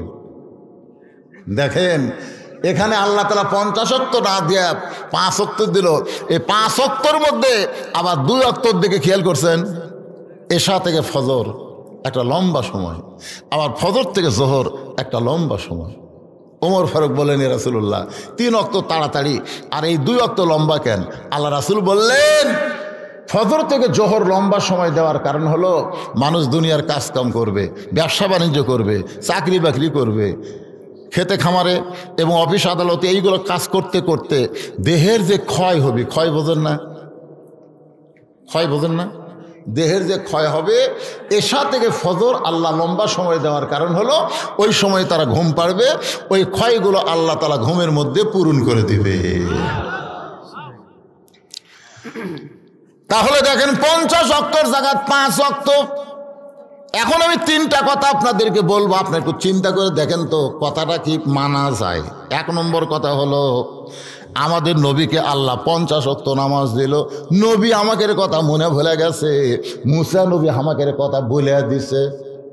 মানে আমরা যে 50 ওয়াক্ত পারবো না সেটা আমাদের নবী কি ভুলে গেছে, মানে মনে নেই, আমাদের কথা নবীর মনে নেই। এই 50 ওয়াক্ত নিয়ে আসতেছে, মুসা নবী মনে করে দিল, আপনার উম্মতেরা পারবে না। এখন বলেন তো আমাকে বেশি দয়া কে করে, আমাদের নবী না মুসা নবী? কথা কয় না। আচ্ছা নামাজকে আগে পাশে না বোরাকত আগে ছুটছে? আগে বোরাকের পিঠে না চললে তো আর আল্লাহর কাছে যাওয়ার পর নেই। ওই বোরাকের পিঠেও তো নবী চড়তেছে না। ফেরেশতা জিবরাইল বলে, হুজুর চড়েন। আল্লাহ রাসূল বলে, আগে বোরাকের গতি কও। বলে বোরাকের পিঠে চড়বেন, বোরাক আপনাকে বারকুন বিজলি, আসমানে বিজলি চমকায়, এর চাইতেও বেশি গতিতে আল্লাহ তাআলা আপনাকে আরশে নিয়ে যাবে। সঙ্গে সঙ্গে নবী বোরাকের পিঠে হাত দিয়ে কান্না শুরু করলেন। ফেরেশতা জিবরাইল বলে, রাসূলুল্লাহ এত সুন্দর বোরাক যার পিঠে চড়ে আপনি আল্লাহর বাড়ি যাবেন, সেই বোরাকে আপনি কাঁদেন কেন? রাসূল বলে, জিবরাইল আমার উম্মতের ব্যাপারে আমার পুলসেরাতের কথা মনে পড়ে যায়। আমার উম্মতেরা ওই বিজলি আকারে পুলসেরাত পাড়ি দেওয়ার জন্য এমন করে একটা বোরাক যদি আল্লাহ দেয়। জিবরাইল বলে, হুজুর এটা একটা কথা হলো, কোন নবীর জন্য আল্লাহ যে বোরাক দেয় নাই, আর আপনার জন্য স্পেশাল ভাবে আল্লাহ বোরাক তৈরি করেছে, সেই বোরাক উম্মতের জন্য চাবেন। আমার মনে হয় এই চাওয়াটা আপনার বেশি হয়ে গেল, আপনার এই চাওয়া আল্লাহ কবুল করবে না। সঙ্গে সঙ্গে নবী বোরাকের কাছ থেকে 11 গজ দূরে, 11 গজ মানে কয় হাত? আল্লাহ পাক আমাকে দেখাছে ভাইজান, যেখানে বোরাক আইছিল ওই বোরাক যেখানে আল্লাহ পাঠাইছিল, বোরাকের পাশে হলো দাহিয়াতুল কালবি, তার জামিলাক যে কবর দিছে, ওই কবরের পাশেই বোরাক এসে খাড়া হয়ে আছে। সুবহানাল্লাহ। ওই জায়গাটা এখন আছে। 11 গজ দূরে নবী দাঁড়ায় বললেন, জিবরাইল তোমার আল্লাহকে বলো ঠেকা আমার না, ঠেকা হলো তোমার আল্লাহর। ঠেকা কার? আমি কোনোদিন আল্লাহর আরশে যাওয়ার চাইনি, আমি কোনোদিনও চাইনি। কারণ মুসা নবী একবার বলছিল রব্বি আরিনি, আল্লাহ বলেছে লান তারানি। মুসা নবী আল্লাহ দেখবার চাইছিল, আল্লাহ কয় সম্ভব না। সেই দিন থেকে আমার মনের মধ্যে আল্লাহ দেখার বাসনা থাকলেও আমি সাহস পাই না। জিবরাইল কয়, হুজুর মুসা নবী আল্লাহ দেখবার চাইছিল, আর স্বয়ং আল্লাহ আপনাকে দেখবার চায়। তফাৎ আছে না নাই? তোর এখন তফাৎ আছে না নাই? মুসা নবী আল্লাহ দেখবার চাইছিল, আর আল্লাহ আপনাকে দেখবার চায়। এখন বলেন মুসা নবীর চোখের পাওয়ার আর আল্লাহর চোখের পাওয়ার কি সমান? মুসা নবী দেখবার পায় না, এই জন্যই বলেছিল দেখবার চাই। কিন্তু আল্লাহ কি নবী দেখবার পায় না? এ কথা কন না কেন? পায় কি পায় না? নবী যে মক্কাত আছে সেটা কি আল্লাহ দেখবার পায় না? তারপরে নবীকে আল্লাহর আরশে নিয়ে যায়, আল্লাহ নবীর কি দেখবার চায়? নবীর উম্মত হিসাবে এই গুরুত্বপূর্ণ কথাটা আমাদের একটু জানার দরকার আছে না নাই? বাজান গো, আল্লাহ নবী বললেন, আল্লাহ আপনার সঙ্গে আমার মেরাজ হলো, আমার সাক্ষাৎ হলো, কিন্তু আমার উম্মতের মেরাজ হলো না, আমার উম্মতের মেরাজ হলো না। আল্লাহ বলে, নবী গো আপনি যে জায়গায় যান আপনি আপনার উম্মতকে ছাড়েন না। আপনি এমন নবী কেন হলেন? আচ্ছা আমার কাছে আপনি আসছেন, এটিও আপনার উম্মত। নবী বলেন, আল্লাহ আমি আমার জন্য কিছু চাই না, আমি চাই আমার উম্মতের জন্য। আল্লাহ বলে, নবী গো আপনি দেখলেন আমাকে একবার আপনার উম্মতেরা দৈনিক আমার সঙ্গে মেরাজ করবে 5 বার। আসসালাতু মেরাজুল মুমিনিন, নামাজ হচ্ছে মুমিনদের জন্য মেরাজ ভাই। আজকে সেই নামাজ আমাদের পড়ার টেনশন নেই। একটু মনোযোগ দিয়ে শুনতে হবে। 5 ওয়াক্ত নামাজই হলো আসল। সেই 5 ওয়াক্ত নামাজ আমাদের কাছে বিরক্তকর মনে হয়। জোহরের 4 রাকাত নামাজ কেমনে পাইলাম? আমাদের জাতির পিতা হযরত ইব্রাহিম নমরুদের চুলার মধ্যে যখন শান্তির বাগান পায়, নামে দেখে আগুন নাই, এসি। সুবহানাল্লাহ কোন এসি বোঝেন? এসি ঠান্ডাও না গরমও না। এখানে আল্লাহ কি বলতেছেন? কুলনা ইয়া নারু কুনি বারদাও ওয়া সালামান আলা ইব্রাহিম, শান্তিদায়ক ঠান্ডা হয়ে যাও, বরফের মতন ঠান্ডা হয়েও না, শান্তিদায়ক ঠান্ডা হয়ে যাও। এখন আগুনের চুলা শান্তির বাগান পাইয়া আমাদের জাতির পিতা হযরত ইব্রাহিম খুশি হইয়া এক নিয়তে 4 রাকাত নামাজ পড়ে। ওই 4 রাকাত নামাজ আল্লাহর এতই ভালো লাগছে, আল্লাহ বলে, হাবিব গো, আপনার উম্মতের জন্য ইব্রাহিম নবীর 4 রাকাত নামাজ জোহর হিসেবে দিয়ে দিলাম। আপনার উম্মতেরা জোহরের 4 রাকাত নামাজ যখন জামাতের সঙ্গে আদায় করবে, ইব্রাহিম নবীর সমপরিমাণ সওয়াব আমি আল্লাহ দিয়া দিব। এখন বলেন তো, ফজর পড়লে আদম নবীর সমান সওয়াব আর জোহর পড়লে ইব্রাহিম নবীর সমান সওয়াব, তাহলে কারা কারা ফজর জোহর বাদ দিবেন? বাদ দিবেন? আল্লাহ তাআলা সাগরকে রাস্তা বানায় দিলেন মুসা নবীর জন্য। যখন কোন নবীর জন্য? জেরুজালেমে গেছিল হযরত ওমর তখন আসলো উটের নিচে রশি ধরে, আর গাধা আসলো উটের ওপর। তো জেরুজালেমের খ্রিস্টানরা মনে করে যে জেরুজালেম ফিলিস্তিন যুদ্ধ হচ্ছে, ওই জেরুজালেম ওমর ফারুক গেছে, খ্রিস্টানরা নিয়ে আসছে একেবারে চকি, উটের পিঠ থেকে চকির উপরে পা দেবেন, একজন হামাগুড়ি দিয়ে আমার উপর পা দেবেন, আমির আল মোমিনিন, আপনার উট থেকে নামতে যেন কষ্ট না হয়, রাখাল খালি কান্দেন। জেরুজালেমের লোকেরা কয়, আমির আল মোমিনিন, আপনি কান্দেন কেন? রাখালকে কেড়ে পাগলা, কে আমির আর কে রাখাল তোরা জানিস? তখন উটের পিঠে যিনি তিনি তো আমির। কয় না, আমি হলাম রাখাল, আর রশি ধরে যিনি জমিনে দাঁড়ায় তিনি হলেন আমির। জেরুজালেমের খ্রিস্টানরা আশ্চর্য হয়ে বলে, এটা কেমনে হয়? বলে, আল্লাহর কোরআন যখন দুনিয়াতে চলবে, কোরআন মোতাবেক মানুষ যখন চলতে যাবে, তখন এমনই সম্ভব হয়ে যায়। আপনাকে মসজিদে কার আইন চলতেছে? কথা কন না, আপনাকে বড় মসজিদে কার আইন? আল্লাহর আইন। দেখবেন আওয়ামী লীগ, বিএনপি, জাতীয় পার্টি, জামাত, তাবলীগ, পীর মুরিদি সব এক কথা। আমি একদিন নিজের এলাকার দেখছি ভাই, এটা তো কাহলেও আমার এলাকা, কিন্তু আমার 5 পীর এলাকার দেখছি, মসজিদের মধ্যে ঢুকা দেখি 3 মুসল্লি খালি বারবার ঘড়ি দেখতেছে, হুজুর নাই। এই জায়েদ খান যে শালা করে ডাক গেল, এই একটা ইমামও নাই। তখন ওরা 3 জন 3 দল করে, বুঝলেন? কিন্তু ঘড়ির দিকে তাকায়, নামাজের সময় হচ্ছে কিন্তু হুজুর নাই। তখন ওরাই 3 জন বলতেছে, আমাকে 3 জনের মধ্যে কে নামাজ পড়াবার পারে? তখন একজন বলতেছে, ভাই তুই তো আওয়ামী লীগ করিস, তুই যা। তো কয়, ভাইরে আমি মাঝে মধ্যে পড়ি, পড়াবার পারি না। তুই তো বিএমপি করিস, তাহলে তুই যা। আঁকা মধ্যেই ভাই, কিন্তু সামনে যাই না। এখন আওয়ামী লীগ কয়, তুই তো জামাত করিস রে, তুই যা। দেখেন, আওয়ামী লীগ বিএনপি জানে নামাজ পড়াবারও পারে, পড়বারও পারে, একটা দল, তার নাম হলো জামাত। জোরে খান, তার নাম কি? কথা কন না কেন ভাইরে, কথা কন না কেন? তখন বলতে তো, ভাই রে আমি কিন্তু জামাত ইসলাম। এখন তোরা পিছনে জায়গা কি বলবো, একতে দেয় তো বিহাজাল রাজাকার কবু। তখন আওয়ামী লীগ বলতে ফাজলাম করিস, আল্লাহর ঘরের মধ্যে কোনো দল চলবি রে? এটা কিন্তু আওয়ামী লীগে বলতেছে, আল্লাহর ঘরের মধ্যে কোনো দল চলবি না রে।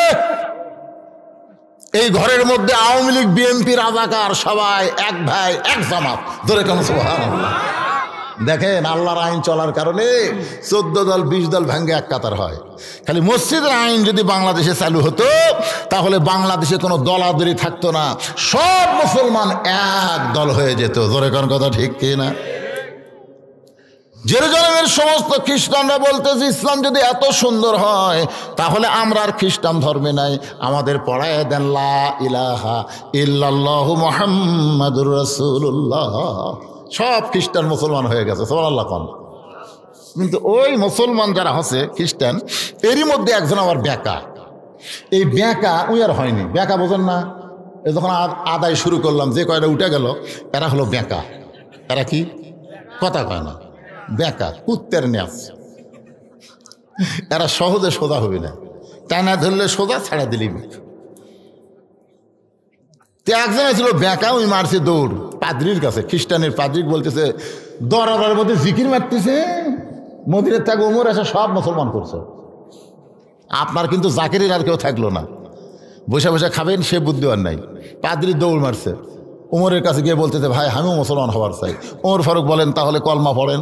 বলে না, কলমা পড়ার আগে 4টা প্রশ্নের উত্তর দিলে মুসলমান হব। 1 নম্বর প্রশ্ন হলো, পৃথিবীর এমন কোন জায়গা যে জায়গায় সূর্যের আলো একবার পড়েছে কিয়ামত পর্যন্ত পড়বে না, ওই জায়গাটার নাম বলা লাগবে। 2 নম্বর প্রশ্ন হলো, পৃথিবীর এমন কোন কবর, কবরটাও জীবিত লাশটাও জীবিত, ওই কবর এবং লাশের নাম বলতে হবে। 3 নম্বর প্রশ্ন হলো, পৃথিবীর এমন কোন 2 ভাই একসঙ্গে জন্মগ্রহণ করেছে, বহু বছর পরে একসঙ্গে 2 জনকে হত্যা করা হয়েছে, কিন্তু এক ভাই এক ভাইয়ের চাইতে 100 বছরের বড়। 4 নম্বর প্রশ্ন হলো, পৃথিবীর কোন কয়েদি কারাগার নিঃশ্বাস নেবার পারে না, এরপরও জীবিত থাকে। ওমর কান্দের বলে পাদ্রি রে, তোমার 4টা প্রশ্ন আমি জীবনে শুনি নাই, তাহলে উত্তর কেমনে দেব? পাদ্রি বলতেছে আমি তাহলে মুসলমান হতে পারলাম না। ওমর ফারুক জেরুজালেম থেকে যখন ফিরাইছে মদিনায়, হজরত আলী শিক্ষামন্ত্রী তখন ছিলেন। তখন হজরত আলী হলেন শিক্ষামন্ত্রী। দরকার কি মন্ত্রী, কথা কন দেখেন কি মন্ত্রী। বাংলাদেশেও শিক্ষামন্ত্রী আছে না নাই? ইসকনের সদস্য। এতদিন শিক্ষামন্ত্রী ছিল দীপমণি, এখন হয়েছে নওফেল। ধরে কর নাম কি? নওফেল। বাজান একটু মনোযোগ দিয়ে শুনবেন। ওমর ফারুক বলতেছেন আলী রে, সব খ্রিস্টান মুসলমান হয়েছে, আমার মন ভরে নাই, কিন্তু একটা পাদ্রী মুসলমান হবার চাই হলো না। আলী বলতেছেন কেন হলো না? বলে 4টা প্রশ্ন করেছে। 1 নম্বর প্রশ্ন হলো, পৃথিবীর কোন জায়গা সূর্যের আলো একবার পড়েছে কিয়ামত পর্যন্ত পড়বে না, ওই জায়গাটার নাম কি? আলী মুসকি মুসকি হাসে আর বলে আপনি কেন পারলেন না?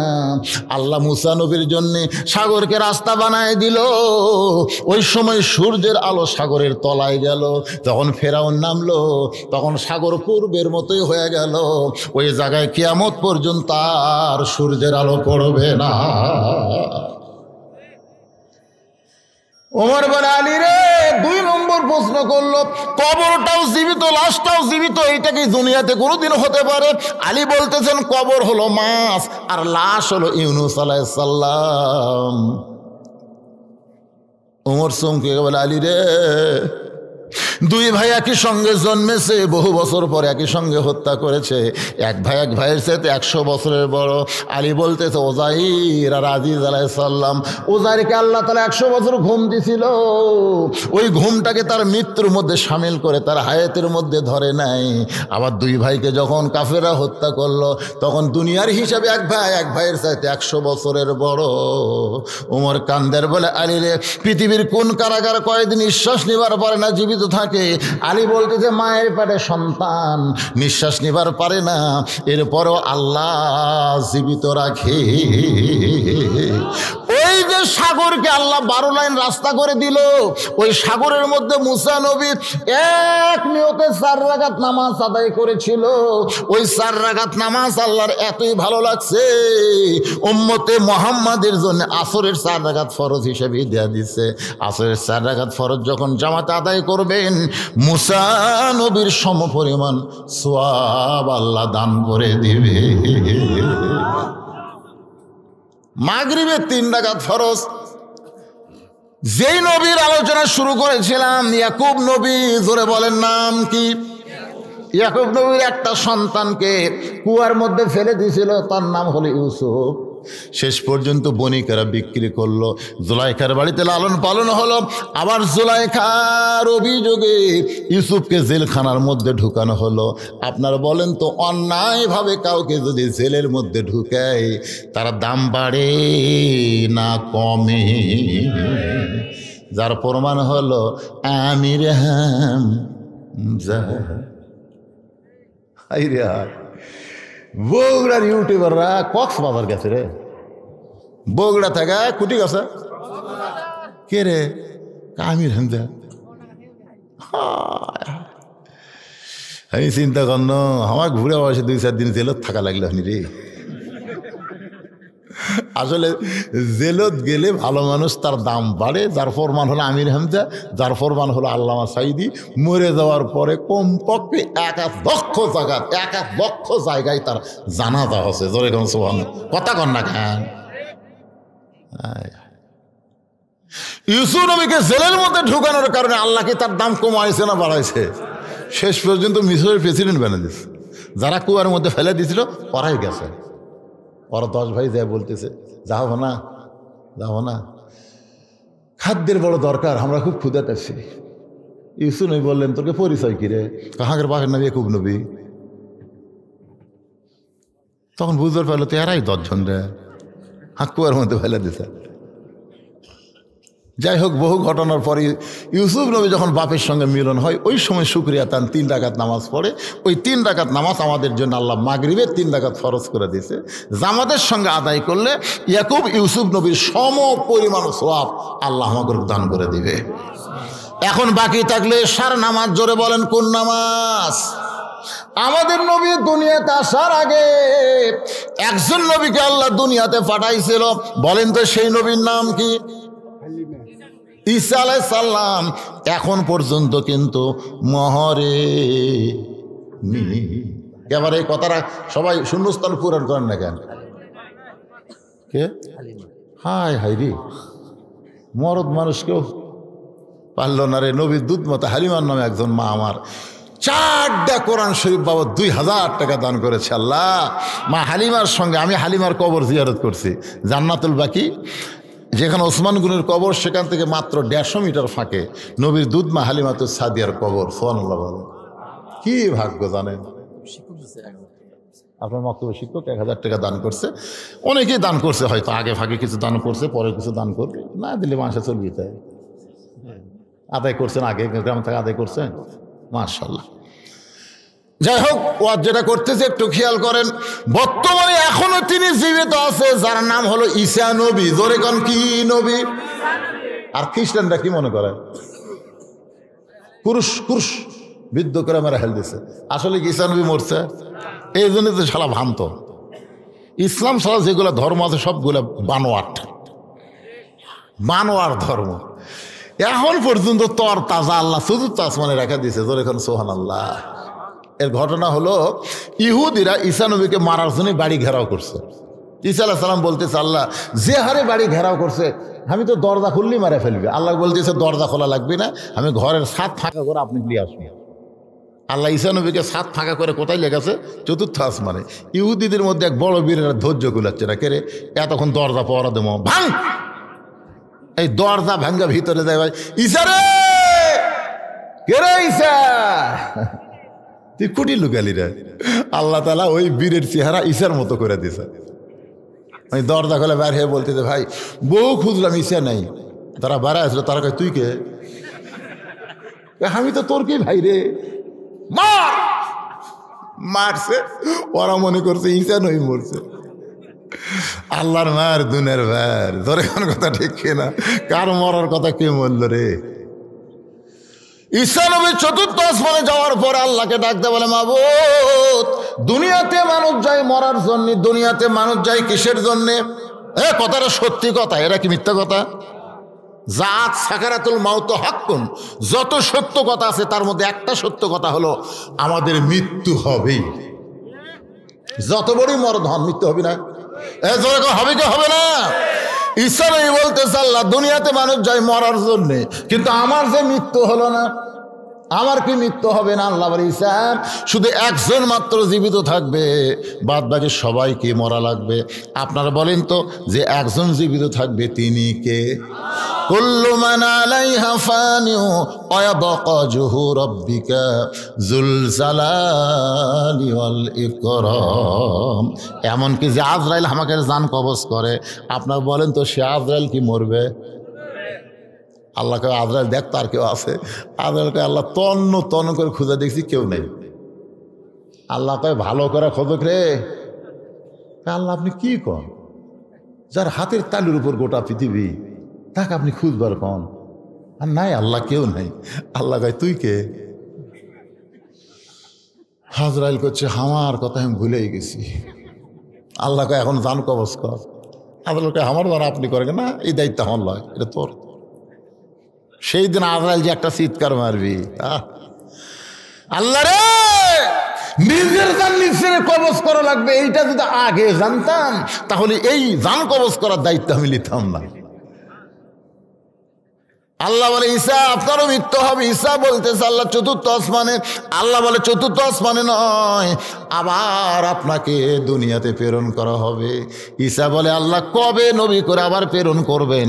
আল্লাহ কয় নবী করে না, বিশ্ব নবীর উম্মত করে।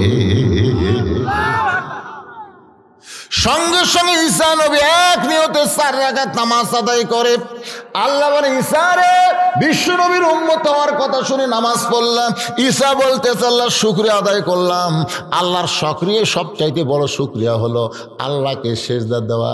4 রাকাত নামাজ পড়ার কারণ হলো আপনি আমাকে নবী করে দুনিয়াতে প্রেরণ করছিলেন, আমি তেমন খুশি হইনি আল্লাহ, কিন্তু বিশ্ব নবীর উম্মত করে প্রেরণ করবেন এই খুশিতে আমি 4 রাকাত নামাজ আদায় করেছি।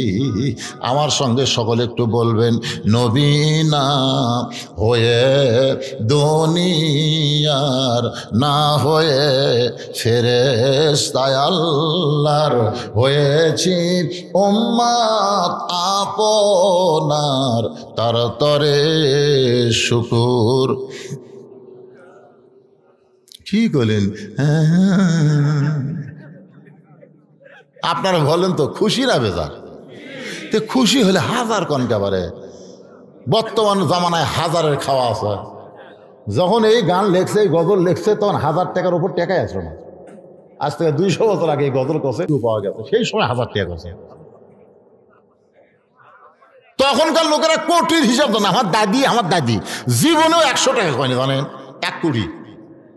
1 কোটি আমার কাছে 2 কোটি আছে ভাই। 2 কোটি,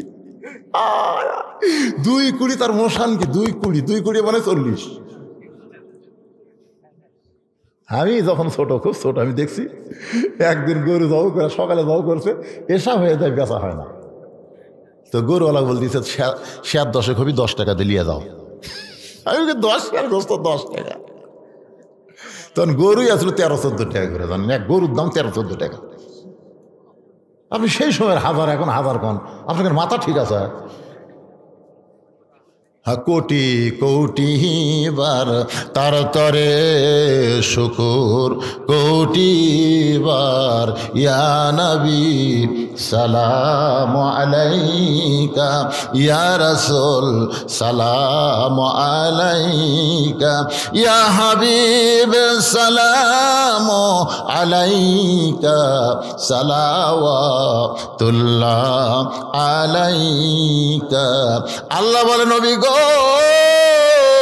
ওই চতুর্থ আসমানে ঈসা নবীর 4 রাকাত নামাজ আমার এতই ভালো লাগছে, আপনার উম্মতের জন্য এশার 4 রাকাত হিসেবে দিয়ে দিলাম। এশার 4 রাকাত নামাজ যখন জামাতে আদায় করবে, ঈসা নবীর সমপরিমাণ সওয়াব আমি আল্লাহ দিয়া দিব।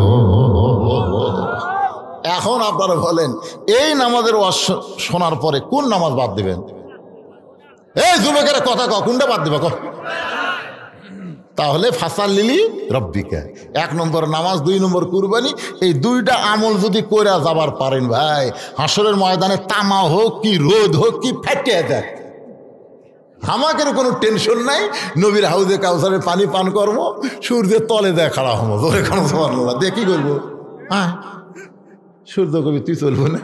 তোর মধ্যে হাউজে কাউসারের পানি আছে, সূর্য তো দূরের কথা, তুই জাহান্নামত গেলেও জাহান্নাম জান্নাত হবি। আমরা সে হাউজে কাউসারের পানি পান করতে চাই। এই 2টা আমলের বিনিময়ে আল্লাহ যেন কবুল করে, জোরে কোন আমিন। ফজরের নামাজ জামাতের সঙ্গে আদায় করবো ইনশাআল্লাহ।